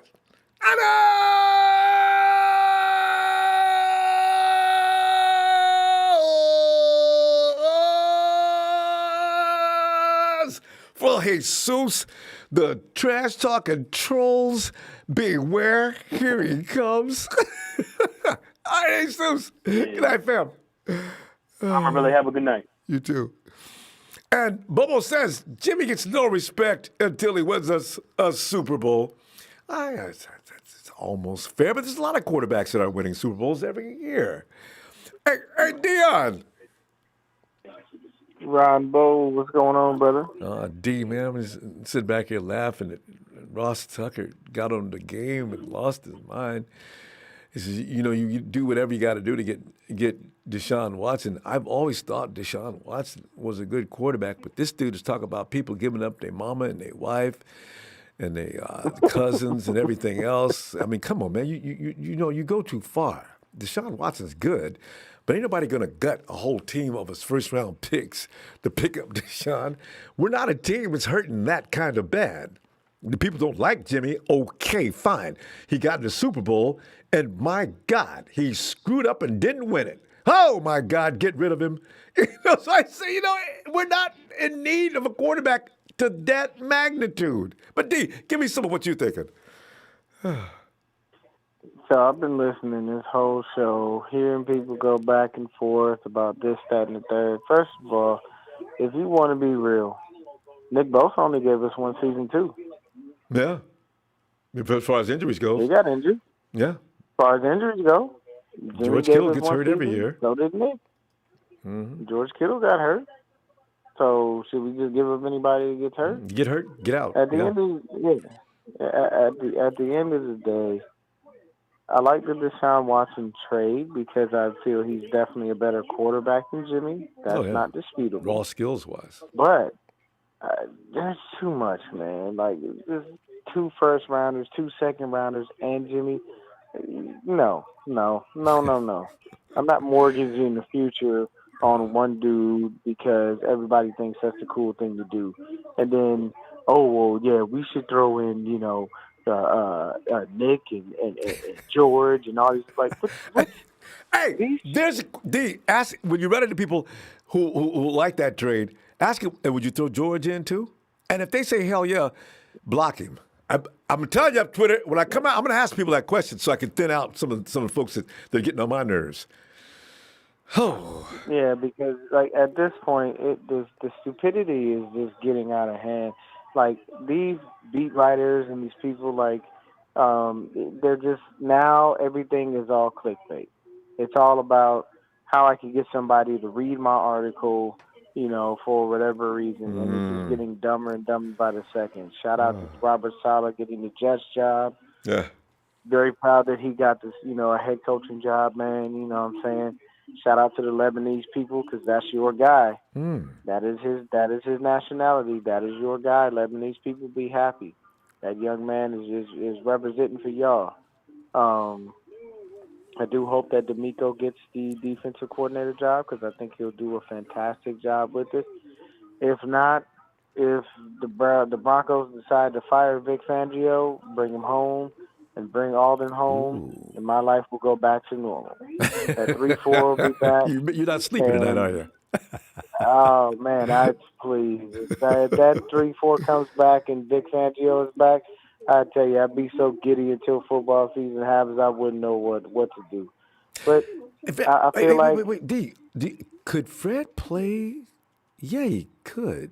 Fred could play. Oh, yeah, he could play that 3-4. Yeah. Okay, look, we had Pat and Navarro. We have Fred and Dre. All we need to do is find 2 outside linebackers to rush the quarterback. It's real simple. You just find guys that have speed and that are able to, have enough pass rush moves to get by those guys. That's all you're really looking for is just some dudes to be serviceable enough. Fred and Dre are going to cover any coverage duties that we have. But if we can send dudes off the edge and we have, two beasts coming off the edge and a nice hog in the middle, 3-4 works perfectly. I loved the 3-4 when we had it running. When we had we had the perfect personnel for it too. Well, them dudes perfect. Because if you recall, a couple of years ago, the reason that Adam Gase never came to us was strictly because he said he wanted to retain Vic Fangio as a defensive coordinator. But that was when Jed York had his head up his ass, and he was like, "No, you're going to take Tom Sula as your coordinator." And he was like, "But that's all right, I'm out." It was bulky on that too. You know that, don't you? Because Bulky did not want to be intimidated by Fangio walking around. We can't have Vic here. We got to go ahead, and you're going to take Jim because Jim's better than Vic, and I'm Trent. And it sounds like I've always lost my voice, but this is just how I speak. Like, no, man. God, that was the worst GM I've ever seen in my life. But to me, period, I look at it like this. If you're going to trade for DeShaun, I say if I'm giving up my quarterback to give you, then you should get my quarterback in a first-round pick. I'm not giving you 2 first-rounders. I don't care. Could cost more than that. I think it's just way too much. It is. Because at the end of the day, if I'm giving you a starting quarterback and I'm giving you another first rounder, then that means if I suck that year, you're going to have a really high draft pick and you're going to have a starting quarterback. So you'll possibly get a game changer if this doesn't work out. Because everybody loves this DeShaun Watson and Kyle Shanahan system. But what I keep telling people is you take a step back because there's a learning curve. Yes. He's not going to be able to just walk in and pick up the Shanahan. You wouldn't believe how many people don't believe that. People think Watson's just come in and start firing, knowing exactly what he's doing. And so strange. The reason being is because of all these years of him being the person where he just does it with whoever. Like, it doesn't matter who he's throwing to. He puts up big numbers. But at the end of the day, his record isn't necessarily the greatest. And then at the same time, he had a shitty-ass offensive line. And it ain't like our offensive line has been the most solid, even though PFF ranked him number 9, which I still don't understand. But they graded on the curve. There were some bad offensive lines around the NFL this year. Because we had some situations. But we've got to get, guys re-signed and stuff like that. And if you bring Watson in, that's a big chunk of the salary cap. I know. Somebody wrote in here, Watson just signed an extension. I know. You did? $160 million. Did you know? Yeah. I couldn't believe. Everybody knows about Watson's extension. He signed for a fortune. Now I know. Yeah. Now we know that there's probably going to be some kind of backdoor situation where Houston's probably paying a certain portion of his salary or whatever. This year for sure. And we only absorb a certain amount. But then next year, that's going to impact things. $35 million. I saw the chart. Yeah, man. Yeah. Yeah. So we're in a bind here because we got to get guys re-signed. But then at the same time, if you want a guy like DeShaun, you're going to have to give up stuff. And like I said, if I'm giving you Jimmy, I'll give you Jimmy. I'll give you my first round pick, and then that's it. But this 2 first rounds and 2 seconds and 2 thirds and 2 fourths and 2 like, and then it's John Lynch. Is that it?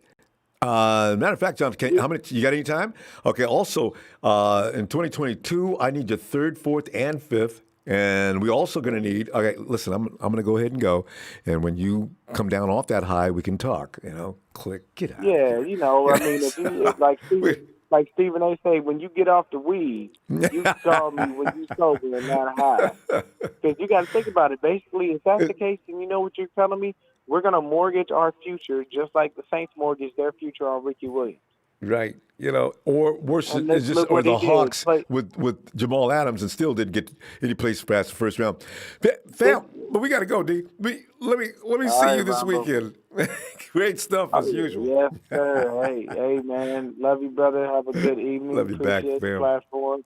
Everybody hit that like and subscribe button. I see Ronbo is at 24,009. Almost 900. We need to get Ronbo to 25K. If you ain't hit the subscribe button and you in here, y'all better hit it. Hit it. Make sure you turn on the post notifications. Get this man to 25K for what he does for us as 49er fans. During COVID, you don't have to understand this is the best place for us people. because this is where we can bring our sanity back. So make Or you get it make it right. worse. Hit that. Right, either way. But it's still a place for us to be able to be loved and be hated at the same time. Yeah, Have a good appreciate evening, that, D. brother. All right, fam. Get him to 25K, y'all. 25K. Thanks, D. And then, in fact, and you can hook up with D. Instagram 49er underline Dion, 49er underline Dion. And also you get Niner Gang podcast and the Shank Club. That's Dion's. Dion's got all kind of ways to communicate with him. If you took exception to what he just said, you just want to come in and say, "Hey, D, what's going on?" Hey, D. I'll talk to you later, fam. Oh no. Mention chat. Omar Lopez. Omar. He's his 12th pick. Fred and 2 third-round picks this year. There you go. Now, see, that deal's not crippling.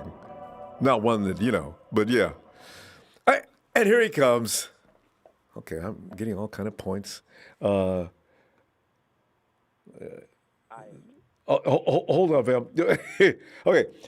Life's behind 6 says, "Hey, Ronbo, if Polo didn't cost us that Super Bowl, coaching did. Why did they go to passing when KC couldn't stop the run when we were up 10? Actually, I just want to address that real quick. They actually did stop the run. Actually, what they did was they stopped going for the pre-snap movements and all that other stuff, and they just sat back because the Honey Badger said, look, guys, don't go for all that stuff they're doing. Just stand right there and wait. And they started blocking up the run. And that's what Kyle Shanahan wanted to stay with.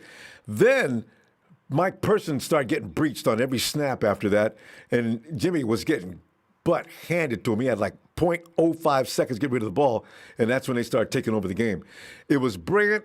Person retired a few weeks later. I imagine the 49ers gave him grief, and that's the story from that. But yeah, they didn't want to stop running because they knew. And they couldn't get the ball to Deebo, Deebo was also, even on the swing routes. I don't know why they didn't try that. But anyway, that's neither here nor there.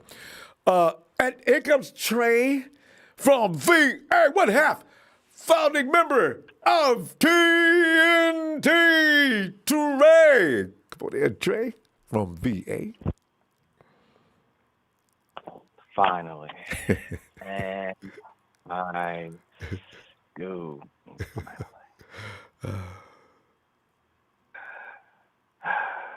How you doing, Ronbo? Big Show used to do this too. He took that from you. I just realized. You doing that? Shout out to TNT. We're going to get straight to this. Ronbo, the amount of fake news that's being spread on this news, on this airways tonight, it has to stop. It will stop right now. Let's talk about real money, okay? Real money. Okay. DeShaun Watson signed a $160 million contract, right? Yeah, blah, blah, blah, blah. Next year, he's going to count $19.5 million against the cap. That's $10 million cheaper than Jimmy. Is it next year or this year? Oh, you mean the upcoming season? Yeah. No, next year, 2021. This year it's 10. And when they did the contract, they realized that the cap was going down, so they decided to put in an escalator for 2022. But let's be honest, Ronbo. We're talking about money. DeShaun Watson led the league in passing without DeAndre Hopkins. I heard Hopkins made him. I heard he was a bum. Here's the funny thing. Jimmy G has missed 2 out of the last 3 seasons, right? 23 games. We talked about that before. But let me ask you this, Ronbo. How many games did DeShaun Watson miss last couple of years? I know he got injured once. He had 1 year out, but that was it. An ACL. I would say that Texans defense has been trash, Ronbo. They haven't had no bone-crunching defense. Let's stop it. They just gave up 21. Them there, Whitney Marcellus, J.J. Watt. Also, what's his name off the edge? Yes, they were. We're going to say Brian Pickens from 10 years ago? I mean, we're talking about a long time ago, Ronbo. We're talking about Aldon Smith was in the league for the 49ers back then. But let's get into a couple of facts. Here's a fact. Here's a fact of the matter. People are saying that they don't want to give up 3 first-round picks, 2 first-round picks. We wasted 3 first-round picks when John Lynch first got here. Remember Solomon Thomas? You remember Reuben Foster? You remember Mike McGlinchey? You could say an argument that that's 3 first-round picks wasted in a row. Are we set back, or did we go to the Super Bowl? Yeah, but that's hindsight, Trey. We went to the Super Bowl right after that one. We went to the Super Bowl right after that. Okay. Is what I'm saying. This team is proven that you guys overrate high picks. This team does it with middle. We do. We blow high picks. They do a good job We on the do. draft. We blow high picks, and then we make up for it with undrafted and third and fourth round talent. Here's the funny thing, Ronbo. How much is too much to get a top 3 quarterback? Because we're talking about this guy's 25 years old, Ronbo. I heard he was a bum. He was the number 1 recruit in the nation. I know you don't follow college football. The number 1 recruit. Then he won a college football championship against Alabama at Clemson. Clemson wasn't winning titles before DeShaun Watson. There was no Trevor Lawrence before DeShaun Watson. Stop this. Put some respect on his name before he got to the NFL. Yeah. This is disgusting. So you're telling me you can't give up 2 firsts and a guy that doesn't play? Jimmy That's only an estimate. That's only an estimate. It's unknown what Texas wants for him. That's just a mild estimate. But go ahead. No, 2 back-to-back seasons, Ronbo, healthy. See, here's the problem with the people don't. No, I'm talking about the draft picks. Nobody says that Jimmy's trash, Ronbo. Oh, what? People throw that out there. 9 out of 10 people call Jimmy trash. That's why I said, get that. No, he isn't. See, hold on. You've got fanatics that are out there, and then you've got people that it's business with us. We're paying you a lot of money, and you've missed the most games out of any starting quarterback. So what I ask you before I get out of here, what I want to ask you, Ronbo, you keep saying that if we get a rookie, it's going to regress the quarterback position. No, I saw Cal Shanahan take over. You said the team is gonna be set back if we get a rookie. That's what you said. If you're gonna get, I said if you're gonna get rid of Jimmy and bring in a rookie, I still stand by that.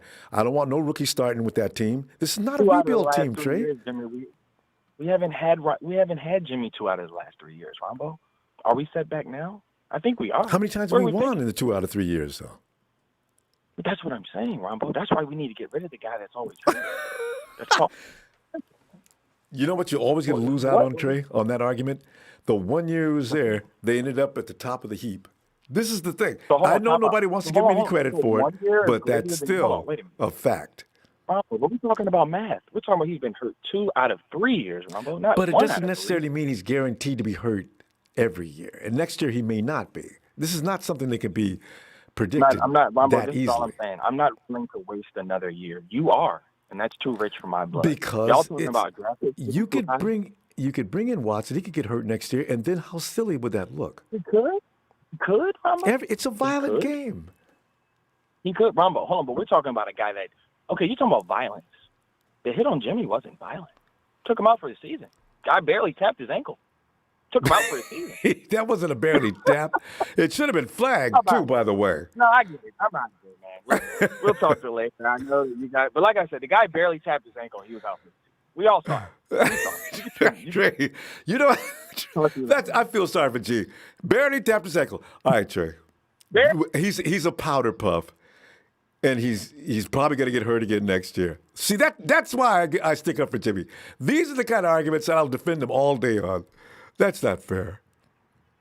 The guy barely touched his ankle. Trey, we're going to production's all over me. Trey, let us continue this. Hey, production, thank you for letting me go just a little bit tonight. I know sometimes it gets a little. Ronbo, I will say this: #1 channel for all the Niners. The side you're on, everybody wants to get better. You said everybody. Shout out to y'all. It's true.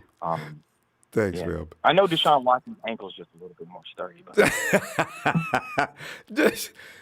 Okay. I mean, it might be. Boy, all right, Trey. Point well taken, though. I understand what you're saying, though. All right, Phil. See, I'm telling y'all, man, I'm Jimmy's dude, man. I mean, I'm opening up a firm, Jimmy's firm. Hey, John. I kind of enjoy. Hey, Ronbo. John, come on in. What's up? Well, we've established tonight that a number of things. That first of all, the guy that was on today, Ross Tucker, has lost his mind, getting rid of Nick Bosa just against DeShaun Watson. And also, we know now, according to Trey, that DeShaun's ankles can take a lot more punishment than Jimmy's. Trey, you know I love you, man. That was John. Give me. First of all, touch upon Ross Tucker. Where would you draw the line? Is there anybody? And I mean, Nick Bosa on the phone. The deal's being made to get rid of Nick, and most likely a couple of first-round picks, at least a first, a one and a two. Is this a place you would go? Does DeShaun Watson mean that much to you? A team that just came off a Super Bowl, and the only reason why we're not cleaning house this year is because we got injured? What are you thinking?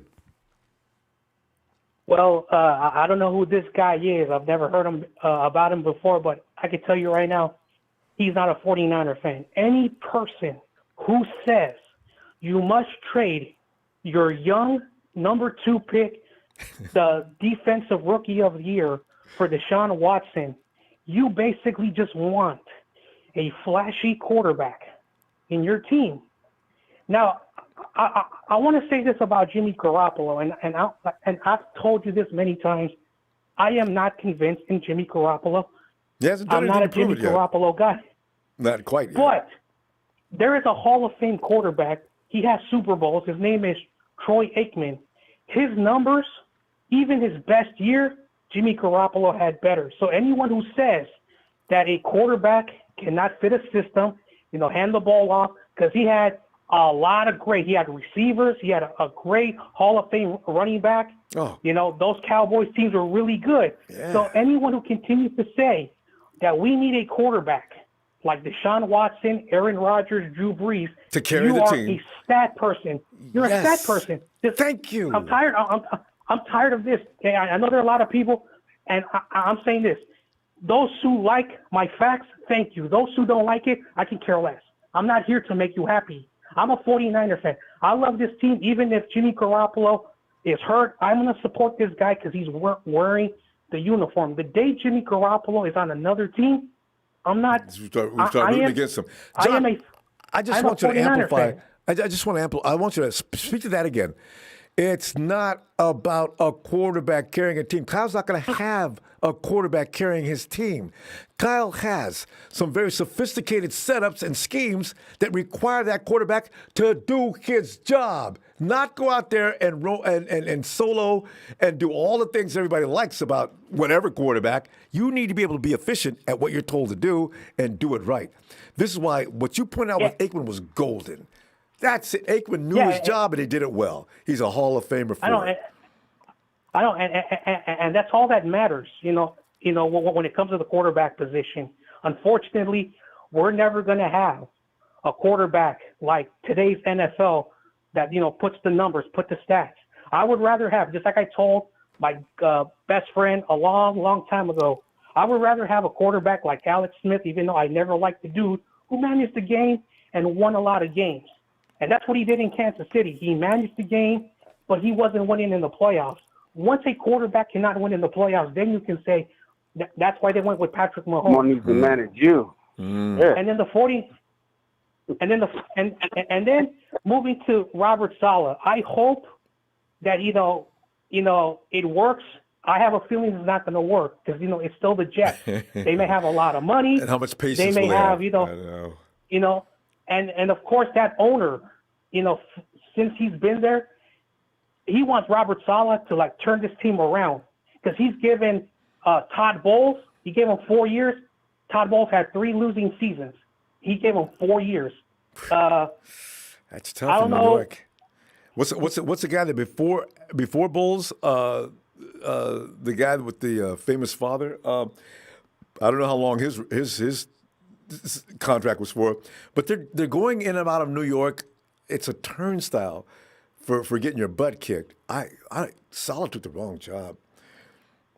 And then I want to say for DeMeco Ryan, who's probably the defensive coordinator, I think that the players are going to look up to him with more respect to Saleh. I'm not saying that the players did not give the respect to Saleh, but I think DeMeco Ryan will make this defense better. And then also Nick Bosa. If people are going to give Jimmy Garoppolo for getting hurt, Nick Bosa got hurt his senior year in high school. He had a partial ACL injury. In college, he basically quit his junior year because he also had a leg injury. And then this year, should we let Nick Bosa go? No. I'm tired of this. Yes, Nick Bosa is not going to have the year he had as a rookie, but he's going to bounce back, and he's going to play really well. If any person who says, "Oh, if you're hurt for 1 year, you got to go," players are going to get hurt in the NFL. I've had injuries. I've played baseball. I played football. I played soccer. Exactly. I've had them all. It's not fun. It's not fun. I've But had if a you're high playing ankle hard, sprain. there's a possibility to get hurt. I had a high ankle sprain. I thought I can do it. Oh, man. It took me a few days before I can finally put some pressure on it. So they can get mad at Jimmy Garoppolo. If you've never had a high ankle sprain, don't even say, oh, it's not fun. And, anyway, John, we got to go. But that Jimmy tried to come back on that high ankle sprain and, of course, couldn't play to his full capacity. They gave him grief. That's what I said. Oh, no, that's not fair. That's when I first started really coming back for Jimmy. I said, if anybody's ever had a high ankle sprain, I've never experienced that kind of pain. And he's still trying to help his team, and all he's getting is grief. Oh, that's wrong. That's why I went after it. I said, no. I've seen Jimmy Garoppolo at his best, and he plays better than this. It's about that sprain. No, if you're a competitor, you want to be out there, even if the doctors tell you need time off. Those are competitors. So, yeah. So, all right, Ronbo. See you next time. Thanks for having me on. 49ers all the time. Yeah. Have a good night. And Bobo says, I like Jimmy Ronbo. I'm just saying he'll get no respect for the faithfuls until he wins a ring. He's not too expensive, and he has an excellent record. Well, that's fair. I mean, And but to predict the guy's going to get hurt before the season even starts, there's no way to know that. And if he brings somebody in new, he could get hurt too. That's just the nature of the game. And Steven Hernandez he says, man, shut up about Watson to the Niners. Y'all really think players love getting hurt? I know. I always wonder how many guys play. Y'all stay bugging, no cap. Go watch your movie. I'm not being as mad as Steven, but I'm saying, if you ever play ball, people get hurt. It doesn't mean they suck. It just means they was busted ass and they ran into a little snag. But that's not a reason I hate a player. And then there's Snyder Bot, Jimmy's most biggest supporter, Jittery Glassbones. You see what I'm saying? Getting paid to lay in bed. What's he got to play for? He loves getting hurt. I know you're joking. I'm going to go along with it. Even got hurt in New England. Mediocre even when healthy. Oh, thanks for the contribution, though. I must say, your hate is definitely entertaining. 510, hello. He likes getting hurt. Hey, Ronbo. Hey, hello. Hey, what is your name? This is Rick Diaz from Redwood City. Redwood City, Rick. Hey, Rick, what's up, fam? Redwood City. How's it going, man? Redwood nice City. to meet you, Ronbo. I've been listening to you. I've been listening to you for a long time. Really, really excited to be on. But hey, man, I wanted to talk about this Watson thing. I really don't think it's going to happen, Ronbo. I don't think that there is much upside to getting him because I haven't seen a scenario where we can get him for anything but losing like half of the team and half of our future. Yeah, they're going to want a lot. I don't know to what degree, but you're right. Exactly. And one of the things that I did notice is with most of the mock drafts that are out right now, it looks like we're going to either take O-line or cornerback. We don't have any cornerbacks even signed yet. So that only makes sense, right? O-line? Right. We've got to do something about the quarterback getting blasted. People don't care about that, but we have to do something about that. You even said yourself, Jesus Christ could be quarterback of the 49ers and he would still get sacked. Yeah. I mean, and hard. Right? I mean, the guys coming off of defense don't care if that's Jesus Christ. If there's nobody to stop him, Jesus is going down. That's all there is 100%, to it. man. And I really don't think that it's a great thing to get hurt and lose your job. Look at what happened to Alex Smith. He was going to take us to the Super Bowl. Unfortunately, it didn't happen. If he would have stayed in there and not gotten hurt, I think we would have won that Super Bowl. So, you got that. Losing Nicky B for DeShaun Watson, dude, that's not going to happen either. It's not. Look, the guy is an amazing player, and who would want a guy that's coming off of an ACL anyway? That's a good point. But it is Nick Bosa. Even when he came into the draft, he had just gotten off of a core injury. So, you say he's the kind of guy you allow things. Nick may come back and get hurt again next year, but when he's in there, he is like the Tasmanian devil of football. He's just whirling and dust is flying, bodies are flying out of the heap, and Nick's coming through and breathing heavy and grabbing your quarterback. God, I love to watch him play. I missed that so much this year. Right. Why would we lose Nick Bosa if we're already losing Dee Ford and potentially Kerry Hyder? I know they've got to sign him. He's the real deal. Right. And I'm not sure if Ronnie Blair, I know that you like him a lot. I think he's a free agent this year. Yeah, he was on a 1-year deal. He's right. So one of the things about this DeShaun Watson too, if you look at his stats, he's actually thrown a lot of interceptions, and you know what? His completion percentage is about exactly as Jimmy Garoppolo. Well, it's only at like 67%. Yeah, he only threw 7 INTs last year. But the thing about him is, I wonder sometimes, you watch him play, he does need to stay there a minute longer. Everybody says, no, that's why he has scrambling ability. He's lost receivers downfield as well because he took off. Kyle's going to hate that. It's not just me picking at that. That is true. That's why Shannon didn't like RG3. That's why I got Kirk Cousins in the draft. They want a guy that's going to do what their scheme is designed to do, and that is get rid of the ball quickly. Receivers have to run sharp routes, and you got to have timing. Everything's got to be done right. He likes play action. That's why he likes the run game so much. It's a puzzle that has to fit together. If you got a running quarterback, you're starting to mess with the system. Absolutely. One of the main reasons why we're all talking about DeShaun Watson right now is because he wanted to get traded from Texans, right? Yeah. But one of the reasons why that happened is because he really wants Eric Bieniemy, the offensive coordinator from Kansas City, to be the head coach there to replace Bill O'Brien. Yep. It looks like he's interviewed at this point. And they called him so immediately. If he gets that, right, and I don't think DeShaun Watson's going anywhere, man. Hey, you know something, fam? He was never going anywhere. This is the thing, what they do each and every year to get an attention. Get the kind of attention they're trying to get. So he made enough noise, and the Texans said, oh, my God, DeShaun wants out. Well, get Eric on the phone. What are you waiting for, you idiot? I can just see him around the office. Because maybe they didn't. I don't know, but it's just comical to watch these guys. They're not going to. What happens to your franchise if you get rid of Watson? You already pissed people off in Texas by getting rid of D-Hop. Right. And then the next year you get rid of Watson? That ain't going to happen. Oh, that would. Or It's else they not. turn the lights out in Texas. So, It's not. See, you got to think about it this way, too. If the 49ers were looking for a quarterback that is currently on another roster, the Patriots are still looking for a quarterback. The Colts are going to be looking for a quarterback. The Washington football team is going to be looking for a quarterback. There's no guarantee, even potentially the Bears, if Trubisky takes off, there's no guarantee that the 49ers are going to be the front runner for DeShaun Watson.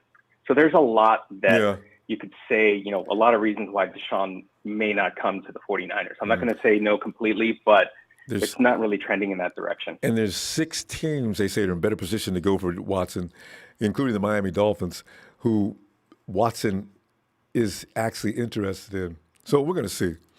Anyway. Right. Rick, we're out of time. Hey, glad to meet you, Rick. You guys got some of the best likewise. beef in the planet down there in Redwood City. I'm not mistaken. Is that right? Well, I currently live in San Diego, but I'm originally from the Bay Area, so that's why I'm a big 49ers fan. But in regards to beef, I'm not sure. I used to have a friend from Redwood City, and he used to be very proud of that. I think that's what he said. That's what he said. But anyway, hey, Rick, let's see you this weekend if you get a chance. Thank you. All right, Vip. Have a good Thanks, night. Ronbo. Thanks. Have a good night. You too. And Blaze Pyrex, of whom I've not heard from in a long time. Hey, Jimmy wasn't the reason we lost the Super Bowl. The game was rigged.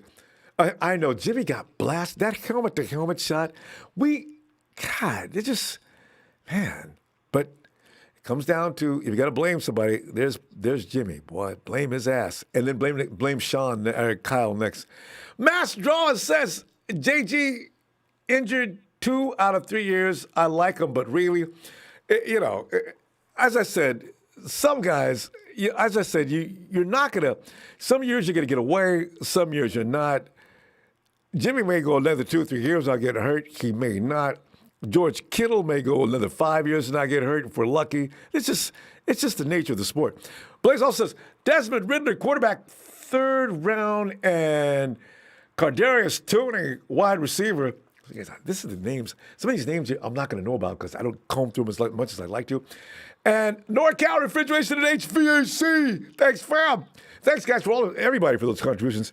Jimmy did give up a 3rd and a 15 or get smoked by Sammy Watkins.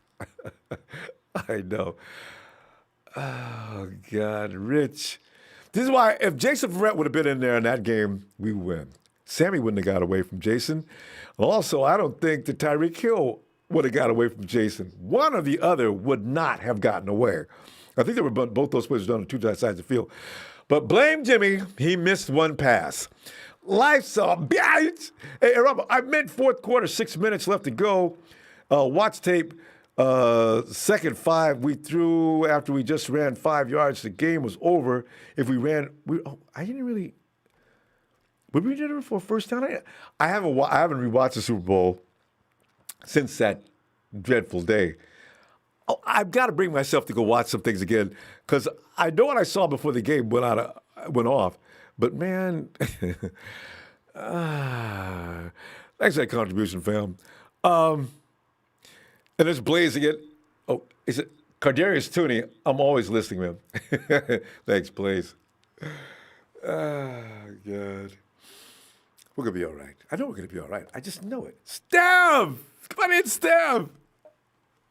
Hey, what up? Stev out of the Duke. Stev, it's like Ross Tucker, man. There's things, you see Robert Sala's situation, and you hear about this player and that player and some of the situations going on. But what stopped me in my tracks, Ross Tucker's on 95.7 of the game said, you do whatever you have to do to get DeShaun Watson. If you have to give up everything, including Nick Bosa, he is touchable. Whoa, Ross, Ross. Don't drink before you come to interviews. What are you talking about? No, you don't get rid of Nick. What? God. People they've gone DeShaun crazy. But go ahead, Steph. Yeah. That comment that was made by that dude made the people who want DeShaun Watson, including myself, look bad. Gave us a bad rap. So, but it's like we want DeShaun, or I do, but I don't. No, that's not what the levels I go to. But I think that kind of gives us a bad rap.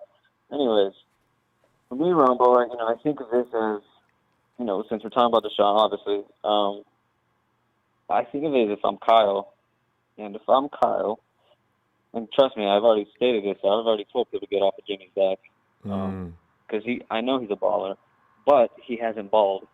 Anyways, if I'm Kyle, I like the way you did that. If I'm Kyle Shanahan, I'm thinking, all right, I'm under contract too, and if I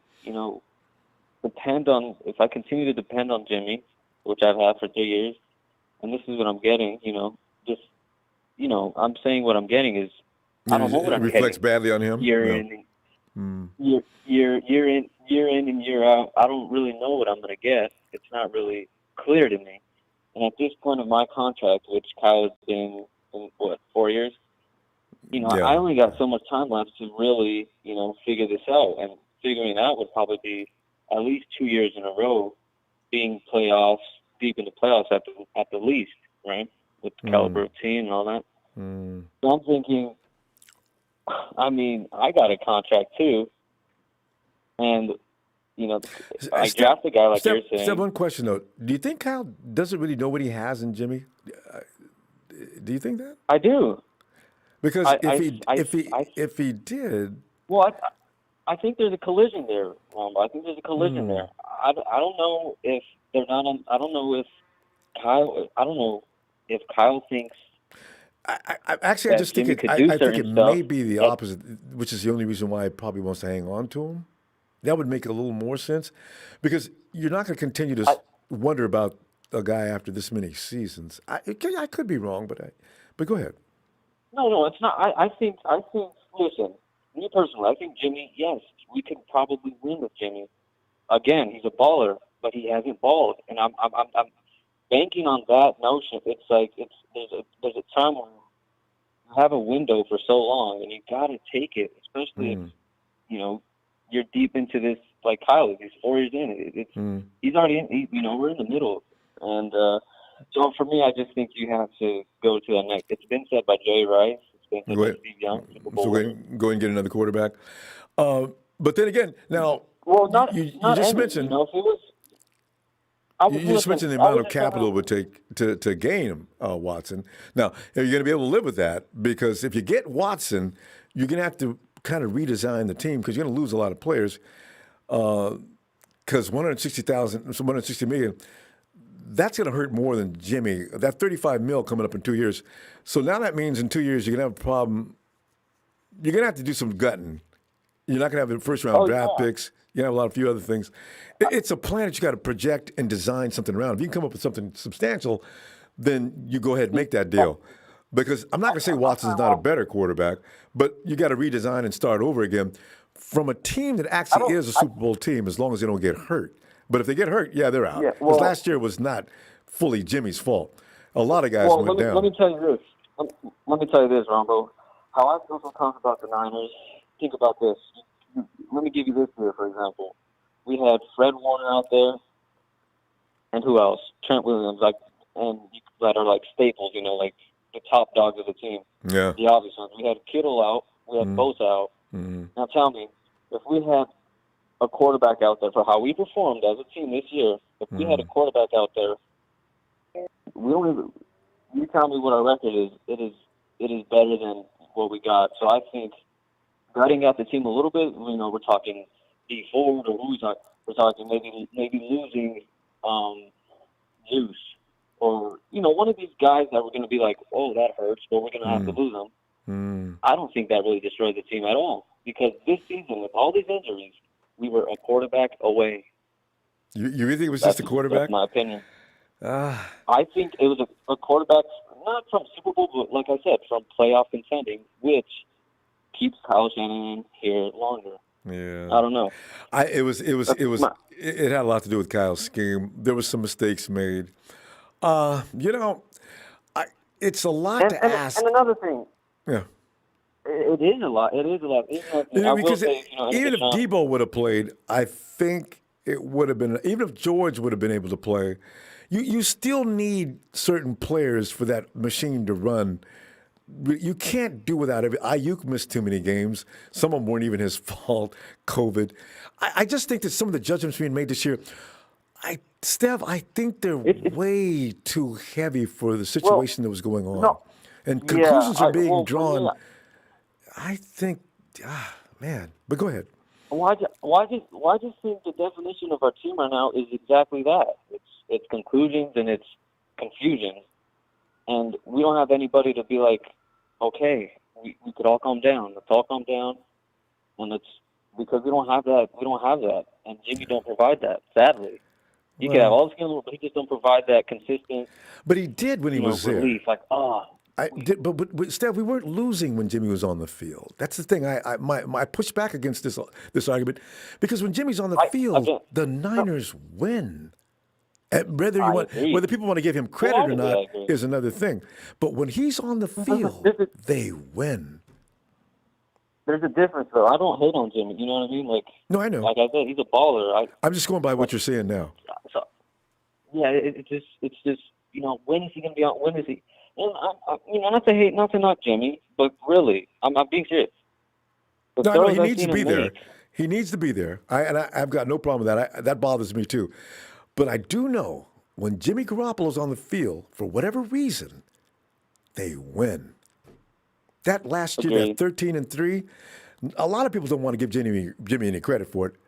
But but there's a lot of bad about Jimmy too. I watched. He's not perfect. I watched the games, and I went to the Super Bowl, and I'm like, dude, like that was bad. Okay, yeah. You had a great. That was bad. That was that fourth quarter.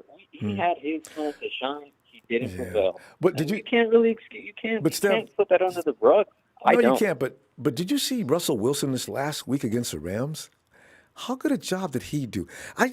Sometimes I think that we expect perfection. But the difference with Russ and Jimmy is that Russ Wilson already has Super Bowls under his belt. One. So he has that margin of error. With Jimmy, it's either Jimmy's got to get there Joe now. Montana and Steve Young, yeah, being franchised, household names. This is just the reality of the height he has to live up to. I think that if we give Jimmy G, if he lasts the whole year, Steph, I guarantee you, next year's team, with the weapons they got and the maturity they develop and continuity, people are going to be shocked. I won't be, but a lot of people will be. You know what? I'm going to be rooting there for you. If that ends up happening where we go with Jimmy, I can see their perspective from it. I really can because it's not a bad idea. So, no, I hope agree. they win, and I hope he proves people wrong. So, we all do. Still, we ran over time. We got to go. Yeah, we were like 20 minutes. Thank you, Ronbo. All right, Steph. Have a great night. Talk to you soon. Don't wait to come. Get back here soon. All right. Have a good night.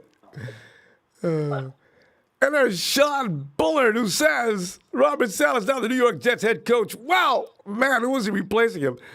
Probably D'Amico. Yeah, D'Amico Ryan's probably going to be the guy. Thanks, Sean. And also from Life's Up Behind 6. Thanks, fam. 6 minutes left. We're up 3rd, 2nd and 5. We passed the rest of the game. The fix was on that 3rd down play. Go back and watch tape. But I challenge you, Ronbo, they shouldn't stop the run. And KC can't stop the run till this day. Yeah, I know. I was wondering why Kyle didn't keep going to Deebo with those short screen passes. They couldn't do a damn thing with Deebo. He's that kind of a runner. And Kyle started getting cute. And I agree. I do. Here's Niner Bob. Super Bowl loss was on Jimmy. Okay. Never saw Kittle. D picked off Mahomes twice and held the best O of all time to 10 points first half. Jimmy had 2.8 rating in the fourth quarter. No argument there. Things fell apart in the fourth quarter, largely for reasons what I just pointed out there. But yeah, Jack's back. It's got to be the real Jack too. He's paying him in euros. Okay then, who should we franchise tag? Jack, that's a good point. But don't let me be the choice on this. I'll franchise K1 in a heartbeat. Of course, you're going to pay Trent Williams. I can fool around with that. Jason Verrett, God, we need him badly. There's 6 guys you got to have. Ellis. Ronbo. Ellis, you probably heard that Ross Tucker thinks that Nick Bosa is expendable and that we should not hesitate if Texas comes calling and says, give us Nick Bosa, we'll give you DeShaun Watson. But wait, don't hang up the phone. Give us 2 first-down picks and Nick, and you got DeShaun. Wait a minute, John. Okay, give us 2 first-round picks, Nick, and your 2022 third-round pick, and let's call it a day. Because, I just see them trying to gouge the 49ers if they were going to. And it's not happening. No, Texas is not going to get rid of DeShaun Watson. But Ellis, where do you stop when it comes to making deals for DeShaun? Man, Nick Bosa's off limits, man. So there's not really much to discuss at that for me. I mean, you just simply, next, and for me, I've seen more mistakes made out of DeShaun Watson than I've been able to see, in the game, with Mahomes. But they all make mistakes. There's none of these There's not one quarterback that hasn't had a lot of mistakes, but and a few just, plays. but you know, but DeShaun is great though, and he's maintained his health, and he's a great player. We just gotta be realistic, man. And I hear a guy Trey from earlier. He was saying that we waste a lot of picks anyway. And he has a point. I told you about that, Trey. He has a point. Yeah, he has a point with that because we did waste picks and we did waste a lot of moves.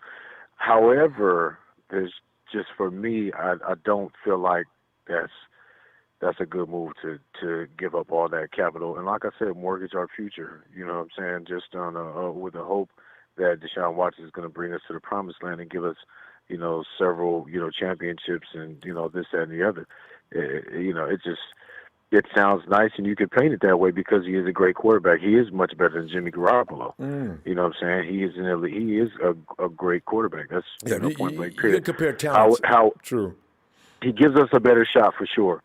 I feel more comfortable though with our chances if Jimmy does what he needs to do in the off season. We give him some more protection. We got a healthy squad. I'll go with that and know that we still have, like I said, a future to look forward to. We have future round draft picks if things don't work out.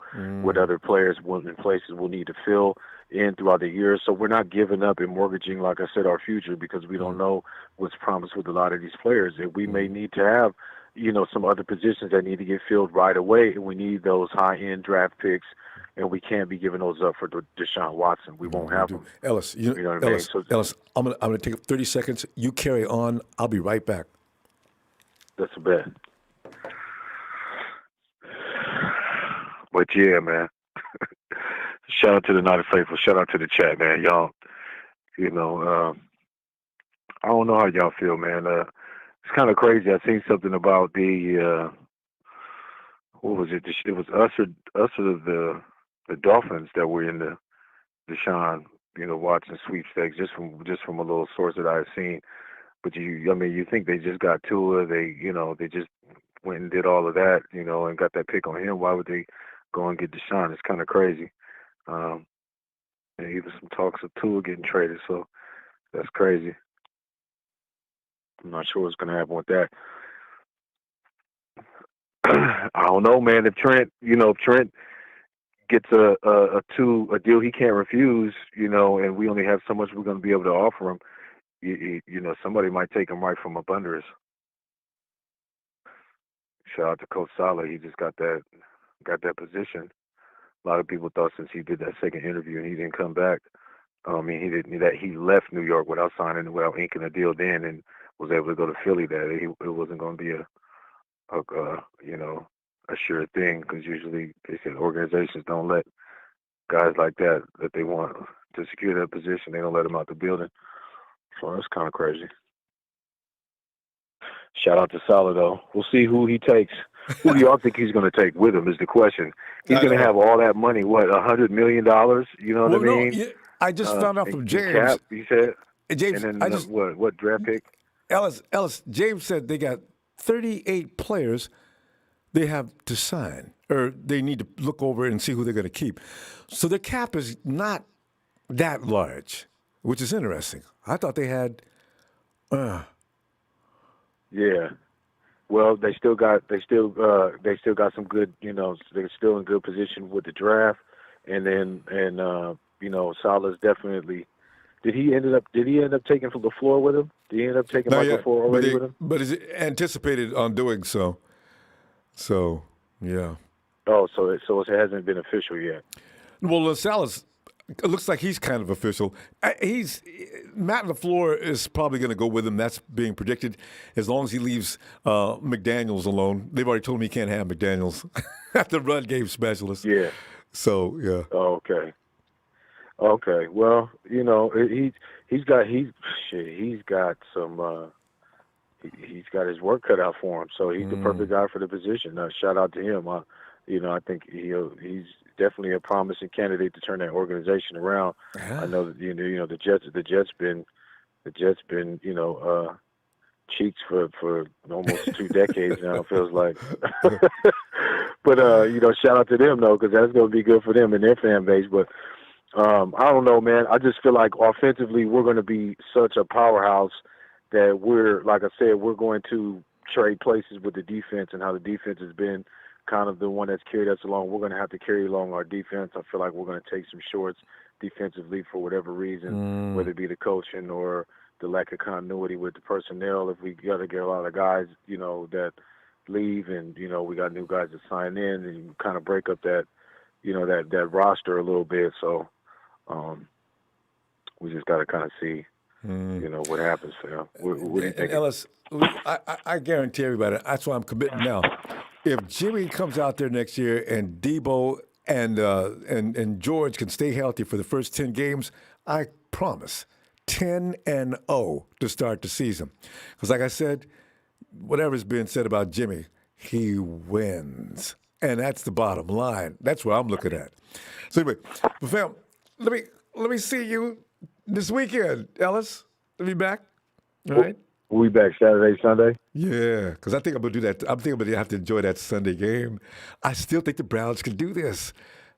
For reasons I don't know. I got this tingling sensation. My spidey sense.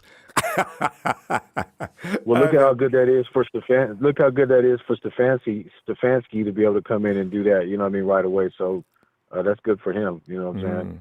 Yeah. Being able to have production right away. I've just seen one last thing, fam, that we were like 10th in the NFL. Is that correct? In the pass blocking? Were we that damn good? No. Or was it the overall line or something? It was higher than that. The 49ers were ranked number 5. Yeah, see, something ain't right. Line. So that just that says a lot about the quarterback. So that's what I'm saying. It's about the reads and some other things, man. The line may not have been as bad as we all thought, but just because our QBs were taking so damn long in the pocket. Yeah, I know, right? Becoming statues. That's why we were seeing things fall apart the way in certain aspects. But okay, fam. Much love. Appreciate you, Brother Ronbo, for the platform as always. Thanks, salute to the chat, to all the Niner faithful, to everybody that support the Ronbo Sports Channel. Make sure you hit that like and subscribe. We definitely need to get those likes up. I'm glad Dion brought it up earlier, because I've been saying that, man, since last year. We've been trying to get Ronbo up to the 30,000, but we still trying to get to 25 first. So let's get to that 25,000 subscribers, man. Salute to everybody, man. Peace, brother. Thanks, Ellis. Appreciate that, man. All right. Talk to you a little later. And there's Richard Ray Archuleta. Hey, Richard, he said, I hate the Seahawks too, fam. But thanks for that contribution. Yeah, we all agree on that. Jay Wilson, we passed the ball in Super Bowl because we have a $137 million quarterback. You know what? I'm going to save some of these. That is not a reason to pass the ball. Thanks for the contribution. What else is out there? Niner Bot's using another name. That's a Niner Bot post. Nick Bosa, trade that bump jittery glass bones, not me. Bot, that's you. You're the one who uses jittery all the time. And lifestyle, behind 6. Listen, they also called a false start on Emmanuel Sanders, 1st and 10, with 2 minutes left. While we were marching down the field, there was no false start. An investigation needs to be conducted on as to why one of the weaker offensive lines in the NFL never once got called for holding against the best defensive front in the NFL as well. But that's fine. Next time they won't be able to stop it. 831 Salinas. Hey. And what is your name? My name is Daniel. Daniel. Hey, Daniel. Well, Daniel. Hey. Yeah, Daniel, we're between now and next season, it's going to be all about cursing Jimmy G. But what initially the subject was about tonight was the deal that was made. Would you give up Nick Bosa to get DeShaun Watson? Hell no. Nick Bosa is very valuable on this team, and that's not a good trade at all. Why would you trade one-in-a-lifetime talent for a quarterback that has a very big contract and has 3 more years plus 2 draft picks, first round? I wouldn't do that. And it's been to the playoffs once. I would, yeah, and I would stick with Garoppolo. I never thought I would say that, but I would stick with him. A lot of people struggle with it. Don't feel bad. Yep. And I don't think John Lynch has the balls to draft the quarterback in the first round. I think he's going to draft this cornerback. Good point, Daniel. You know, it's a scary thing to do, especially with a quarterback. No matter who you draft in the first round, it's really scary. That's your first round pick, and everybody wants to hit a home run on it. But if you don't, then people say, "Oh, look what you did." Daniel, we've had 3 guys. Let's see, Nick, Ayuk, possibly Javon. We gotta wait a minute. Who else can we say we got in the first round? In the first round. Michael McGlinchey's. I don't know about him. I think he's underweight. Yeah. He's one of the best running. You should have seen. He's one of the best run tackles in the game, though. Yeah, true. Sorry. It's 50-50 on Mike. You know, he's good at the run, but don't ask him to protect, which is very scary. Yeah, that's why I call Mike McFloppy on the pass. He could get better at that. I know he could get better at the pass block. He needs somebody to coach him. Whoever we had for offensive line this year was suspect. Although, we got to get rid of the ball faster. This is what I like about Jimmy when he's got a good center. Do you remember when Weston Richburg was in there, how Jimmy's getting rid of those shots rifle quick most of the time? Every now and then, of course, but every quarterback has those moments. But this is what I liked about Jimmy. He doesn't hold on to the ball. He made quick decisions. He got rid of that ball. This is why we're going to see what happens next year, though. They got to make additions on the offensive line, but go ahead.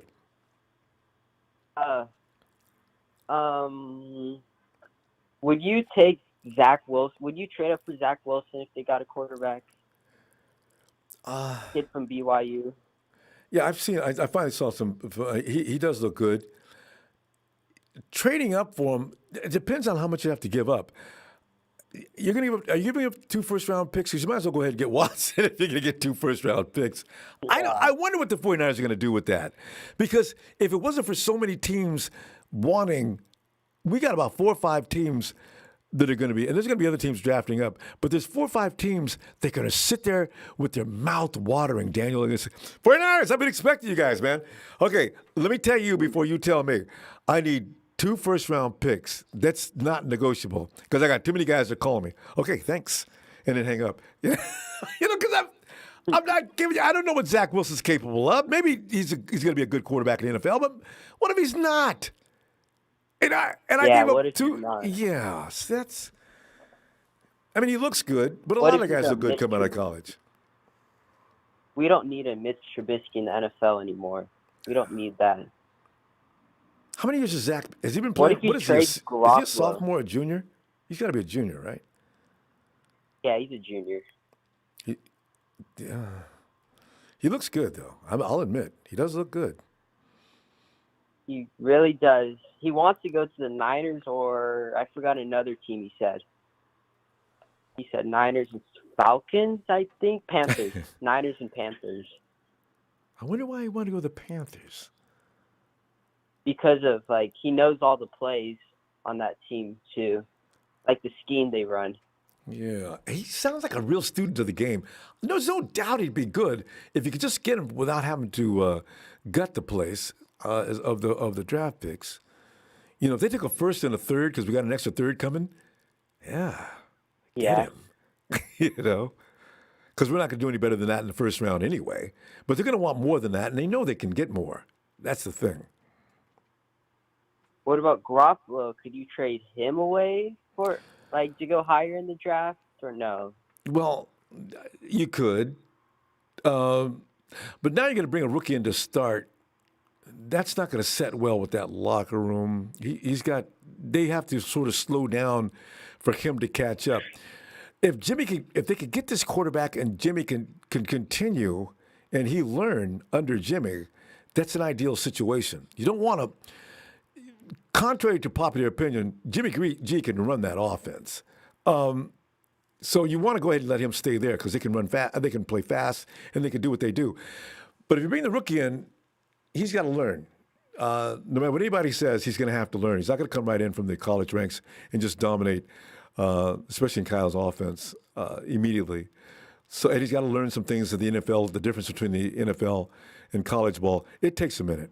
So you could bring in Alex Smith. If he wants to play anymore. Alex Smith, is he? I don't know. If you want to get somebody who knows Kyle wants people who know his offense. He doesn't want a rookie unless he has to have one. He'd probably go back and get Brian Hoyer. Because he can't find anybody to run the offense. Because he doesn't have time to wait for a kid to learn. You know what I mean? That's why he brought Brian Hoyer with him in the first place. But we'll see. I hated that guy so much. Everybody I thought did. he was going to be good.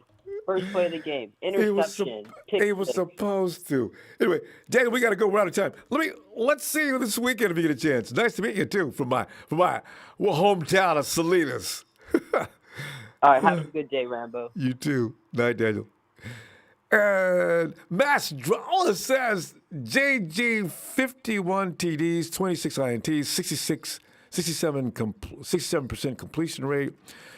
6 years DW, 104 TDs, 36 INTs, 68% completion rate.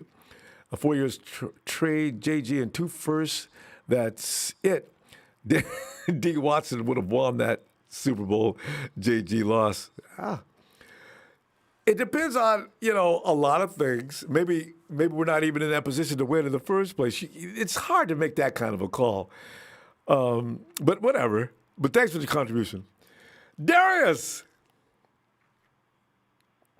Ronbo, how you doing? Darius, doing all right, man.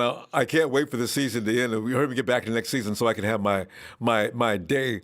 When about week 8 or week 9, 49ers are 9-0, and I'm sitting back saying things like, how many times I got to tell you guys, man? I told you about Nick Bosa in the draft. I told you about Robert Saleh. I told you Solomon T wasn't a good idea. I also told you that Jimmy Ward may be one of the best defenders on the team. And I told you Jimmy G just needs to get back out on the field with some very respectable offensive weapons and watch what happens. See, right now I have to eat this crow because Jimmy got hurt last year and he didn't show up. And now everybody hates Jimmy. Darius, do you also hate Jimmy? And would you also give up Ross Tucker to get, Ross Tucker, would you give up Nick Bosa to get DeShaun Watson? This is going to be fun all off season. Darius. I will never trade Nick Bosa. You could have a gun to my head. I will not trade Nick Bosa. I don't have a problem with DeShaun Watson. I just don't think you're going to give up a all-pro, defensive end. These things don't grow on trees. It's like when it's like, So I would never trade Nick Bosa, at least for right now. I don't know what's going to happen down the road, but right now I'll not trade Nick Bosa for DeShaun Watson. And then real quick before I talk about Jimmy, I heard someone talking about the Colts earlier and Trent Williams. So I checked the Colts cap space. The Colts are third in the NFL in cap space, $65 million. They have what? That could be $65 million. The Colts. They have $65 million in cap space. And then the Jets are second with 67. The Jaguars are first with 73. I don't know how the Colts have that much cap space. You can check it out for yourself. I'm on this website called Over the Cap. It shows you everything. This is like a trend. And and the Colts are a good team. So I think if, the Colts, which they throw money towards Trent might go to the Colts. But well, how many free agents do they have to sign this year is the thing. I wonder if they have any free agents, because that doesn't figure into what you're seeing on that website right now. That's going to be who we're keeping as opposed to who we're getting rid of. I imagine if they could get Trent, though, they'd get rid of other people. Yeah. But I was just saying, just something because it was just intriguing to me, but because the tackle Anthony Stone's retired, so they're in need of another tackle. Ooh, so I was just like, okay, they're going to go after him. Anyway, You're right. Yeah, they are going to go after him. Of course. Look, Yeah. 99% of NFL teams are going to go after him. I know, right? So, it's scary. It really is. Also, K'Wan Williams and Jason Verrett. They're going to get money thrown at them. Whoever's got money is going to throw it at them, right? Yeah, especially on the Jets, they got Salah now, and Salah, I can, with that $73 million in cap space or whatever they got, I can give you, more money that these teams can't give you, and they're familiar with the system, so yeah. But Jimmy G, I don't hate Jimmy G. And do I love Jimmy G? No. Jimmy, for me, the reason why I still really like Jimmy G is because of that one season he came in, went 5-0. But the problem for me hasn't been his play; it's been his health, his availability. Right? That is worrisome. I don't want to pay a quarterback $30 million a year for him to miss the whole season or the majority of the season. That's a problem. But when he is out there, like last year, coming off a torn ACL, had probably a better year than like most guys. I know he definitely had a better year than DeShaun Watson did last year. He had more passing touchdowns, more passing yards, less interceptions. So when Jimmy G is healthy, you can make an argument that he's a top 10 quarterback in the league. And if you're a top 10 quarterback with our receiving core, with our running game, and with our defense, that's a Super Bowl team. I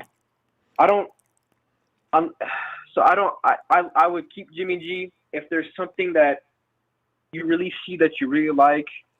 But I don't see anything that I will personally do to get rid of Jimmy G and obtain another quarterback to fill in the spot. Because again, the Kyle Shanahan system is hard. It's hard to learn, and I don't think a quarterback can come in with off-season starts in March, NFL season starts in September, so he's going to have 5-some months to learn a Kyle Shanahan offense. That took Matt Ryan over a year to learn. It's not going to happen. People are in full folly thinking that a quarterback can come in and just start mastering. And here's the thing, Darius, George Kittle, Deebo Samuel, and all the other guys, they already know what to do, and they know Jimmy knows what to do. Now we got to wait for this kid to learn something, or this guy to learn this. We got to start to help him through for the first 6 or 7 weeks or more. No, this makes no sense. Yeah. I think Jimmy's your best option, but again, my only problem with Jimmy is he's not available. I don't know if he's going to be. I don't know exactly. I don't know if he's going to be there for us every single Sunday. Especially if he's being put under pressure. Now, I saw. I heard someone say we were 5th in offensive line pass protection. Yeah, they're in the top 5. Guys, what? Right, yeah. So the more I think about it, I understand why. So you look at the game week 1 against Arizona, right? Who were our receivers week 1 against Arizona? There was no Deebo. Good question. There was no Ayuk. Cheeto went out in the second quarter. Right. He was playing a ball at Trent Williams and Trent Taylor and Kendrick Bourne. And y'all expect him to go out there, put 400 yards and 4 tutties. Those receivers are not capable of getting open, all right? Then you look against week 2 against the Jets. Right. So, and then I thought about, all right, week 2 against the Jets, he had a very good game, but then he got injured. All right, so then now you look at the games with Nick Mullins at quarterback. Jimmy Garoppolo has one of the fastest releases in the NFL. He gets the ball out very quick. It's documented. All right? Nick Mullins is not no Jimmy Garoppolo. He stands in the pocket. For him to process, somebody could be wide open, but he's going to have to process it, and that's why he got sacked a lot in the Philly game. All right? The Miami game, Jimmy's coming off a high ankle. He rushed back to help out his team, right? Yeah. And he shouldn't have. But nobody cares, though, because nobody cares about that. But Jimmy rushed back to help his team, and off a bad ankle, he did his best. He didn't play a good game, but a lot of those pressures came from that game. Yeah. But then, all y'all was a lot more hatred. Offensive line, right? All the bad offensive line play that I can recall from this season, Jimmy Garoppolo was not the quarterback. Hmm. So You know, I agree with everything you said. We got to go, though. I'll see you this weekend if you get a chance, would you? Oh yeah. Are you doing? What game are you doing? You said the Browns. I'm thinking about doing. I for sure. We got to watch the Rams in Green Bay, but I really have a good feeling about watching KC crash and burn against the Browns. It's that kind of thing where you know they're ripe to get picked. They've not looked sharp recently. They've had those miracle and they plays haven't all played of a in sudden. 3 weeks. They haven't played in 3 weeks. And they're playing against a physical Cleveland team. So and really physical. That's what I'm thinking. Okay, this might be the game we finally get to say goodbye to our Chiefs fans in the chat and the Chiefs. All right, Darius, I'll see you this weekend, okay? I'll catch you, Ronbo. All right, man. Night. And here's Night Bot with another one of his patented hate Jimmy posts. Jimmy only had success because he had no tape on him. Now they know he can't throw. They stacked the box because they know Jimmy is Lisa's check down quarterback. Oh. Fly guy. Night About, thank you. Because for all your shots at Jimmy, I want to thank you anyway. Rumble. It's fine. Fly guy. What's good? There's been a dude named Ross Tucker used to play in the NFL. He says you do whatever you can, you do whatever you have to do to get DeShaun Watson, even if it calls for giving him Nick Bosa. Nah, we can't do that. We give him D Ford. Yeah. I wish. Oh, we do that deal in a heartbeat. And if you'll take him, we'll give you another couple of first-round picks, maybe staggered over the next 3 or 4 years. Well, you'll be doing us a favor by taking D Ford out of here. Damn, because D Ford is done, man. He's handicapped. He's gonna retire. He has. Yeah, but really, DeShaun is pretty good, and he fit Kyle Shanahan offense. I'm gonna tell you why. Okay. Jimmy G is not a shotgun quarterback. Kyle has to understand that. Because when you put a quarterback you think Watson in is? shotgun, yeah. Because when you put a quarterback in shotgun, he has to be mobile. When you're in shotgun, it's more like you reading the whole field, and then when the gap's open, you just take off. But Kyle need to put Jimmy G under center, because when you're under center, the quarterback is more protected and have more time to throw the ball. But Jimmy G not a shotgun quarterback, because you can see when he getting blitzed, he just put his head down and take the sack. But Kyle put him in that shotgun and we even ran on the shotgun, which was very freaky to me. But you know what? Jimmy's release is faster than most. Have you ever noticed that we have one or two good wide receivers? Have you ever thought about how Jimmy might look if he had two Emmanuel Sanders last year? We had Emmanuel Sanders, a rookie, and Kendrick. Those are our guys. Not many people pay any attention to the receiver group, and I do. That's why I don't put all the blame on Jimmy. But everybody else thinks that another quarterback is going to make those receivers better. I don't know. Jimmy take more sack than any quarterback in the NFL. Well, that has a lot to do with what I just said. The reason is for that because he in shotgun. When you're in shotgun, it's only one. What if you had a sharp running back like Diggs, or even what's his name over in Houston, in with the Saints? Jimmy wouldn't have to think. All he has to do is throw to a spot. His release is one of the quickest in the NFL. Now all he has to do is throw the spot. Well, here's what I want you to notice. If you go back and watch a game, sometimes when you saw Jimmy eat dirt, it was his fault. But some of the times, wrong route was running or the timing was going to be off. Instead of doing your favorite guy, that's what Nick, I was saying. He throws it. You made a point. No, that's what I'm saying. The receiver has to run the routes as they were in practice. He's got to get separation. Jimmy's going to throw it to a spot. He's supposed to be there. Instead, Jimmy sees he knows his receiver's not going to get there. He eats it. It's almost too late to throw away the ball. Listen, he gets sacked. That's exactly what happened. You said the receiver's running long route. Wrong. No. Wrong. W-R-O-N-G. Long. Yeah, you say long. No. Yeah, Not long. Oh, wrong route. You say long, right? With the L. I'm trying to correct you now. If I said long, I meant wrong. If a receiver takes a cut, he goes down. 3, 2, 1, break. Jimmy, boom. If that receiver's not there, there's going to be a problem. Jimmy Garoppolo knows his receivers. He knows when they're going to make it and when they're not. I really wish there were times when he went in and threw it, but he didn't. But do you agree with me? A quarterback that's in shotgun need to be mobile. You agree with that, right? No, because the shotgun's not designed for the quarterback to run out of. He's supposed to get more time to throw. It is. If you watch all the shotgun quarterback, Russell Wilson, Lamar Jackson, DeShaun Watson, they all mobile quarterback. And if Jimmy G go under center, by you dropping back, you already have 3 seconds. And then you have another 3 seconds to throw the ball. So that means you can 6 seconds. By you standing in the shotgun, you better 3 seconds because the defense already know your position. Okay. Fly Guy, the shotgun is designed to give the quarterback more time. No, it don't give you more time because if I'm a pass rusher, I know exactly your position. You're not going to have more time. But when you under center, the defense don't know what's going to happen. They don't know if the running back going to get the ball. You get what I'm trying to say. They don't know if it's going to be a bootleg. You have more different options when you're under center. But if you're in shotgun, it's just more like if the running back don't get the ball, I already know your position. You're closer to the line of scrimmage when you're under center, which is why I don't like when Kyle does that. No, but he does. Listen.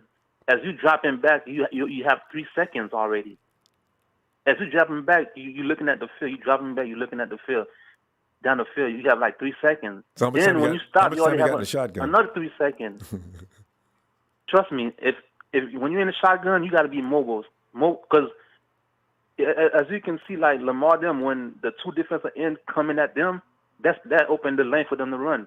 Okay. That's what the shotgun do. It gives you a better look of the defense. I think you talk about the pistol. That's what our guy Cap used to run out of. That's the pistol I think you're talking about. Shotgun is designed to give the quarterback a little more time. The pistol you can shotgun give you a view of the field. You should scramble out of the shotgun. It don't give you more time. Okay. It don't give you more time. I can see you're convinced of that. Okay. But they give you the view. You can see the field way better, but you so have why would to you be mobile. scrambling then? Nah, because it gives you the view of the defense better. Right. No, it gives you added but time. Your time is shorter. The only reason shotgun is good if you mobile, that means you know where the lane is open to run. Okay. But anyway, Fly Guy, the point is, in Shanahan's offense, it's a lot about timing routes. That ball has got to be gotten rid of within 2.5 seconds. Jimmy's got that skill, and the receivers are supposed to hit their marks, and the ball's supposed to be there waiting for them. This is something that takes time that a lot of people won't accept. But I think by next season, this is going to be different. Days are numbered, man. He'll be back days are numbered. Fly Guy. Let him have another bad season again. They're going to the playoffs next year. All those guys are not going down to injury next year. Jimmy G is going to be the guy next year, and people are going to give him a break. We got Deebo. I got IU. He's got primetime receivers now, and George Kittle. There's going to be a whole big difference in what's going to happen next year. I mean, we got a good team, but yeah, all right.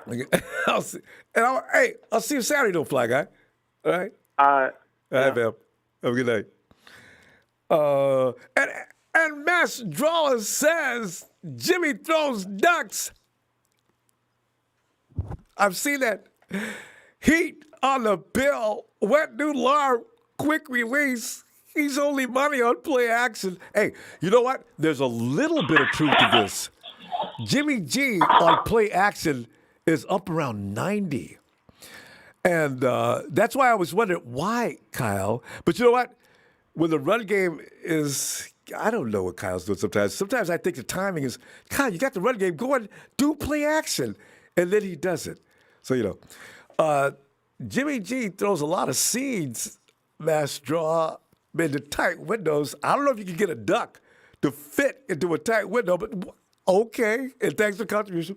Hey, Carlos. Well, Ronbo. Carlos, man, Yeah. I'm sitting back here. This show has turned into the Jimmy G defense video. But people hate Jimmy G. They say all kind of crazy things about him. But Carlos, here's the funny thing about this. The show tonight was mainly about what would you give up to get DeShaun Watson? This one guy said today on 95.7 The Game, and his name, I don't know if anybody remembers him, but he says, you do whatever you got to do to get DeShaun Watson, even if it means getting rid of Nick Bosa. Everybody's touchable. Carlos, would you make that deal? Honestly, no, man, I wouldn't make that deal. You know, yeah, like, you know, other callers say, we shouldn't even touch, you know, Bosa, man. That dude should, like, retire as a 49er. Hope so. I don't want that dude to. I hope so. Man. Because the boy is crazy good. And like Jimmy, we just got to keep him healthy. A lot of these guys. And when you love to see George Kittle go a whole season without being hurt, and K'Wan Williams, we got a lot of guys that are really good ball players, and I include Jimmy in that group too, that do get hurt. It's unfortunate. I mean, it's unfortunate, man. It's just like Aaron Rodgers. I mean, like his collarbone, you know, didn't break that couple times, or it was just once. Look at the season he had. Right? Yeah. Yeah. And then look at him now. He hasn't gotten hurt. And for a whole year. I think with Jimmy, if he wins the Super Bowl and then he gets hurt, he gets a little more sympathy. But since everybody blames him for losing the Super Bowl, the hate for him is real. It's extreme. Now people are just making things up about him. And so if he wins that Super Bowl, he could get hurt this year, and people look forward to his coming back. But now that he got hurt, people want him out of here now. Wow. People just need to have patience, man. That's all they gotta have is patience. And then just people are just so freaking, you know, they just they can't wait. You know, they gotta have the patience. See what happens. You know, we gotta see what you know, the whole nucleus is there. You know, and I know. That's why I wanted to stay right where it is.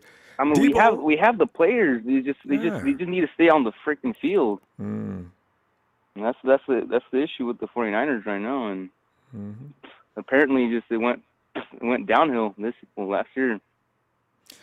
I know, but you know, we had offensive line, we had new guys in there. It seems like every other week. Deebo and George couldn't play. Mostert was out, man. But Jeffrey Wilson Jr. did a good job. He was out for a while.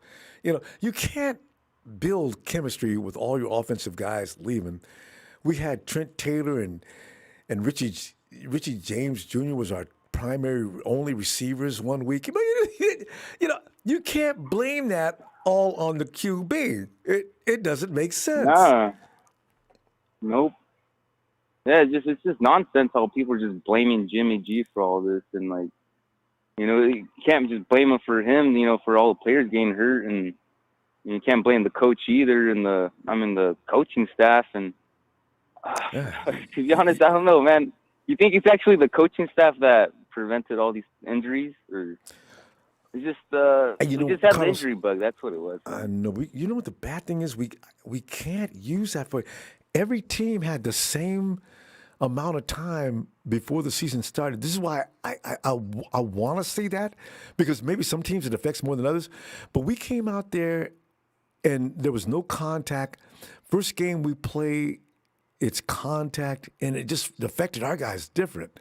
We need to be able to warm up and practice and have light contact, go to heavier contact, get used to it. Okay, a lot of teams survive that, but not us. Maybe it was probably because of all the fire that was in here in California. All the fires. I'm starting to get used to that. Even when it's cold, we got fires burning. It don't make no sense. Yeah, I mean, it was just a crazy season, man. But I mean, I'm proud of the Niners. You know, I mean, it can't happen the second time, you know, straight year, man. See, that's what I'm. This is why last year the 49ers would have, this competition this year, the 49ers would have went to the Super Bowl this year with ease. So, you know. Anyway, we'll get it back. It's Yeah, we could have easily dominated this year too. I mean, easily. NFC has nothing, man. We could have won that Saints game, and we could have, should have, but we would have won them all. And a lot of those games would have been blowouts. Yeah. I mean, even when Deebo was out there. Good, Ronbo. Yeah. It just looked like easy pickings. George is out there. See, these guys know what they're doing. That's what I want to keep them all together. If we could just keep them healthy. That's right. We'll see. You hit it right on the head. We'll see next year. Yeah, so we can't be blaming Jimmy and all this for all the injuries. Well, he's going to get. I kind of understand it. He's going to get blamed. He's the quarterback. But we're going to see next year. I'll enjoy that, as I say what I like to say. Told y'all to wait. Now look at you. How you like him now? I can't wait for that moment. I can't wait. Yeah. All right, Carlos. Yeah, I'm kind of hoping the Browns win, man. If the Niners ain't going to the Super Bowl, man, don't let the Chiefs go. Exactly. The Chiefs ain't going either, man. All right. All right, Ronbo. Carlos, give my best to family. Have a good night. For sure. All right, you too. Oh, God. And there's Niner Bot with more. JG was healthy against the Cards and lost us the game. Yes, of course he did. There was nobody else out there but him. And about that shot to George Kittle, everybody's using that against G. That was a bad pass, yes. But please, tell me a quarterback that's never made a throw that got away from him. This is the thing. There's a double standard. G's not allowed to make a single mistake ever. But I watched Russell Wilson screw up Royal last week. I've seen Jared Goff like a clown. I've seen Tom Brady, the Saints beat him, made him look like a fool. Who else is great? I mean, these are the things. There is no such thing as a flawless, never make a mistake quarterback. Matt Gassel says, it can't be just a coincidence that Kyle blew 2 10-point fourth-quarter leads in the Super Bowl. It's not all on Jimmy. Blame Kyle for the Super Bowl loss, Matt, thanks for that contribution.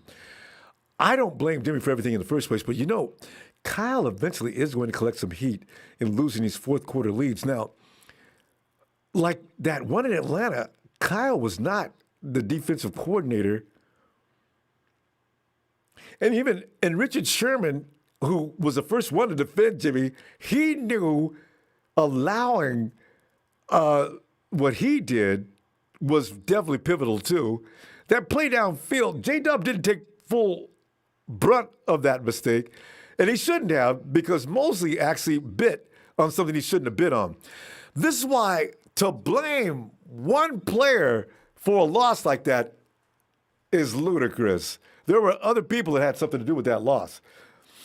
Jimmy takes his share, but to blame it all on him, no, I'm not ever going to do it. Hey, Cream!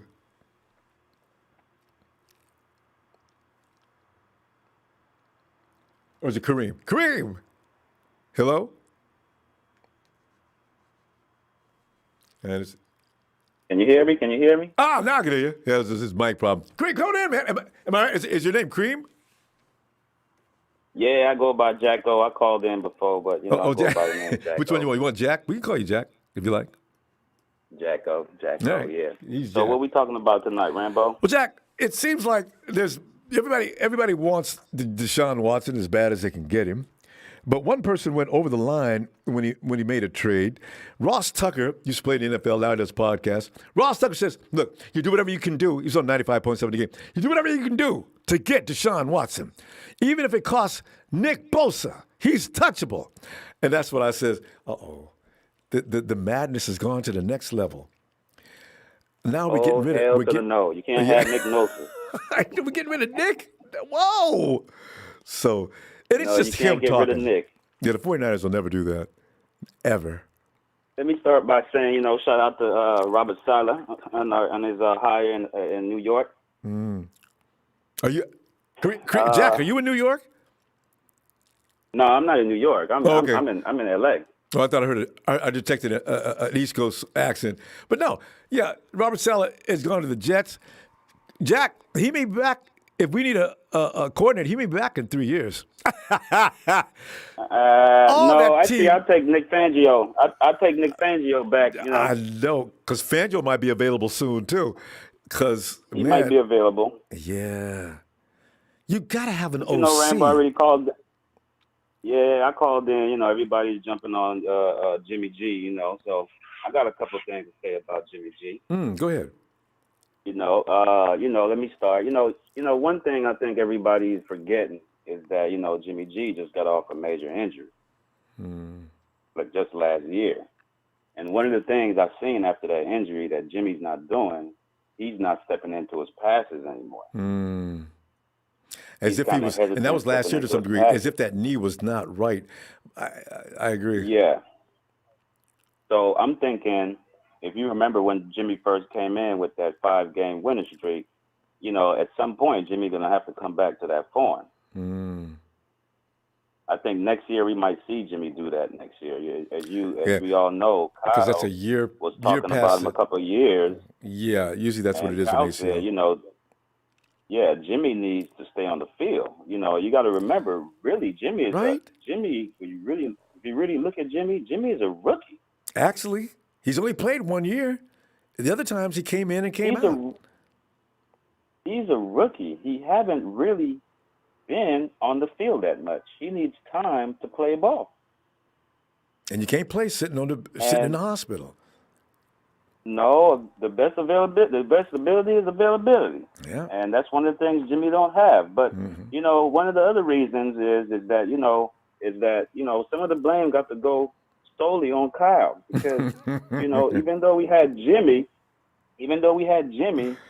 do you realize, faithfuls, that this year we still could have made the playoffs if we had a decent backup quarterback? You know, we was all fighting for Nick. We all knew Nick wasn't going to get it done. But we was all, you know, he's on the team, so, you know, we all cheering for him. But we know Nick wasn't going to get it done. And even though he threw away the ball about 3 times each game, we still had a chance to win each of those games. The only game I would say this year that really, really I thought that we was not in was the Miami game. That game, I don't know what happened. That was over in the boys first that quarter. game. That was because I we don't didn't have know what anybody it is. playing. That they just threw the ball downfield, and we didn't have anybody covering. It was like him and Fitz was playing catch. Dang. Yeah, and then I did my research on that we don't really play good against Miami. Well, we definitely didn't that day. Wow. No, we didn't. So, and then I heard Trey calling in earlier, and I kind of agree with Trey a little bit about the DeShaun Watson thing. Even though I'm not a fan of the trade or anything getting him to the team, it's just that, you know, he stated that, you know, hey, 3 picks for him is not too much because, you know, we wasted 3 picks the last 2 years. You know, all of our talent that we have on this team didn't come from the first round.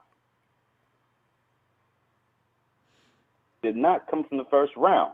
So it could be very well in the mix that, you know, they can go after DeShaun Jackson. But then again, when I look at the draft, I'm looking at the draft order right now. We're drafting 12th.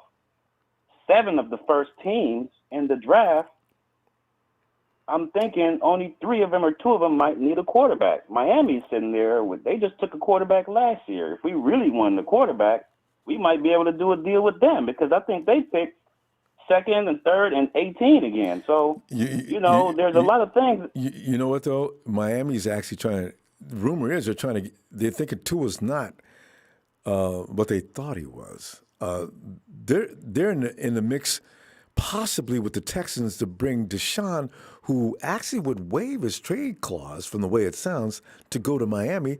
They take Tua. So Miami's apparently not happy with Tua. I guess because they had to give up on him in the playoffs. But this is the thing what happens when you get a rookie like that in that position. He ain't ready for that. And I don't know why Miami thought he would be. Could have let Fitz just finish the game. Stupid. But anyway, yep. Go ahead. And then another thing too is, John Lynch is not gonna. I don't think he have the balls enough to drop a quarterback in the first round. And give up all those draft picks. No, I don't think so.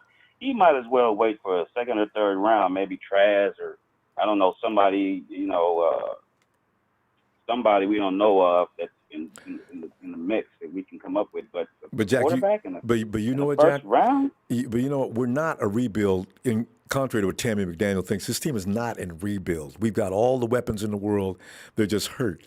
But what the problem is, when you already have a quarterback, and the 49ers, some people think the 49ers are kidding when they say they like Jimmy G. Kyle, both of them said we've been pretty transparent about that. We like Jimmy going forward, and we know we got in him, and we think he'll be fine. So Jimmy, for all intents and purposes, they feel like they have their quarterback. So that's not priority one. So, of course, there's no way they'd get a quarterback in the first round. Fans would, but John and Kyle are thinking, we don't have a cornerback under contract. Our offensive line is killing us. And, those are going to be priorities probably 1 and 2. Quarterback probably ranks number 3. But I don't know where they're going to go about doing that. And let me sum up something before I go. I know you don't have a lot of time, but I think what I'm seeing with the faithfuls, and myself is that why a lot of people don't believe in Jimmy, and I know it for sure, Rambo, that even you yourself, you would probably say it yourself, is that we don't see that baller gunslinger in Jimmy. We don't see it. If Jimmy was hurt, right? If Jimmy's hurt right now, but if we knew and we saw Jimmy on the field showing us that he can spread that ball all over the field, gunslinging Jimmy like 2017 coming in Jimmy, I don't think anybody would be calling in saying, let's get rid of Jimmy and complaining. And Jack, you're right. But, you're right. All right, go ahead. Yeah, but I think that Jimmy will come back to form next year. You got to think, that QB in Atlanta took him 2 years to grasp Kyle offense. I'm going to think it's going to take Jimmy about maybe 3 years, because you got to remember he wasn't a starting quarterback in the league until he came in. But you know what? But Jack, I think he would have came around this past year if he wasn't hurt, because in order to be able to move freely like he did, Kyle had a bunch of rehearsed plays for him when he first came, right? He didn't give him the whole playbook. Yeah. But then all of a sudden he had to learn the whole playbook, and that's when all of a sudden it's like they put a couple of weights on his shoulders. He slowed down because he was trying to learn that system. He only had Kendrick Bourne, who was out there running the wrong routes. I remember that INT versus Detroit. Who else did we have? Yeah, Marquise I remember that one. Yeah, Goodwin was hurt. There was no real. Trent Taylor got hurt. Marquise Goodwin and Trent Taylor were his guys. Remember when he first came? Jimmy was lighting them up. And he was hitting. Yeah. I mean, you look at the stat sheet after the game, all of them had hit. Hitting everybody. Yeah, everybody who was playing had yards. Jimmy was just doing it, right?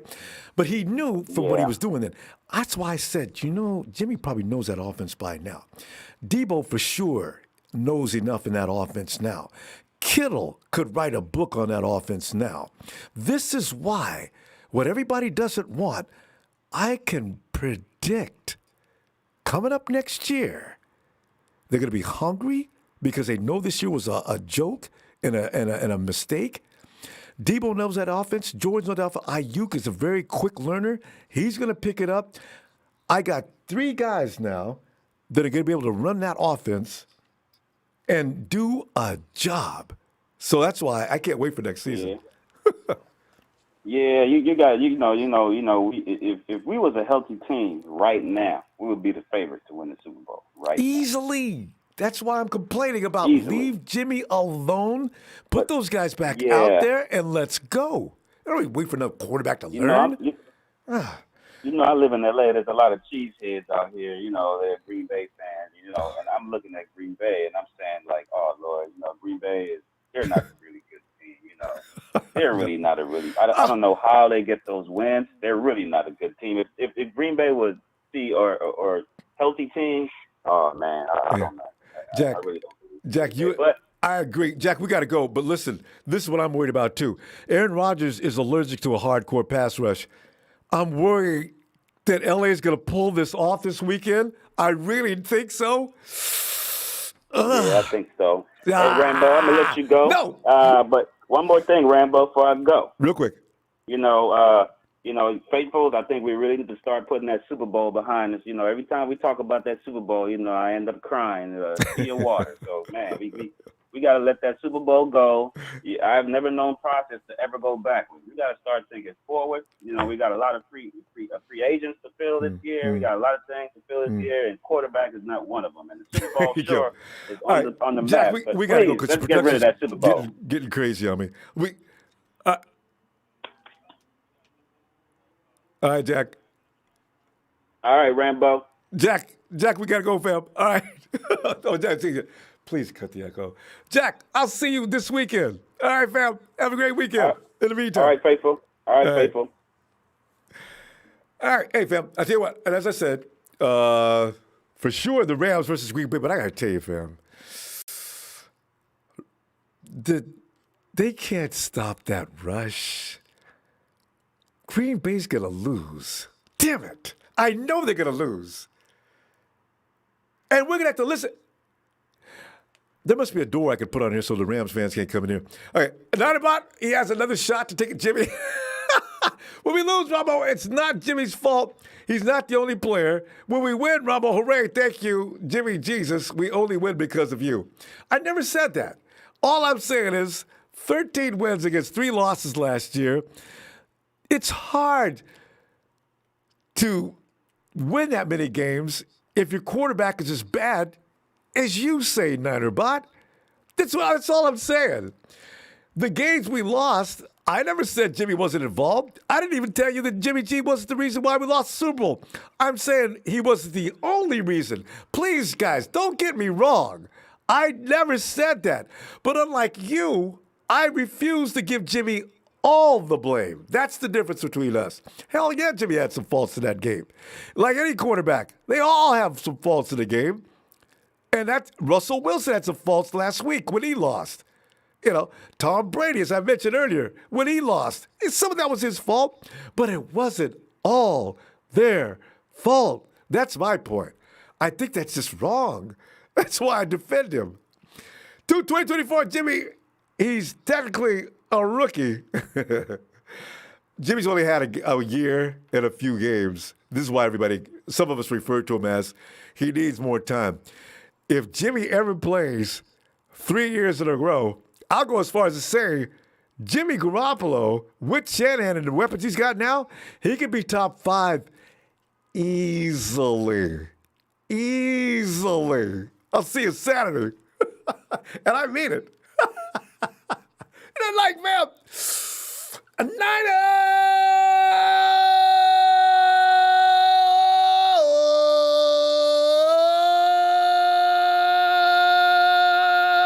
Jimmy and all, baby.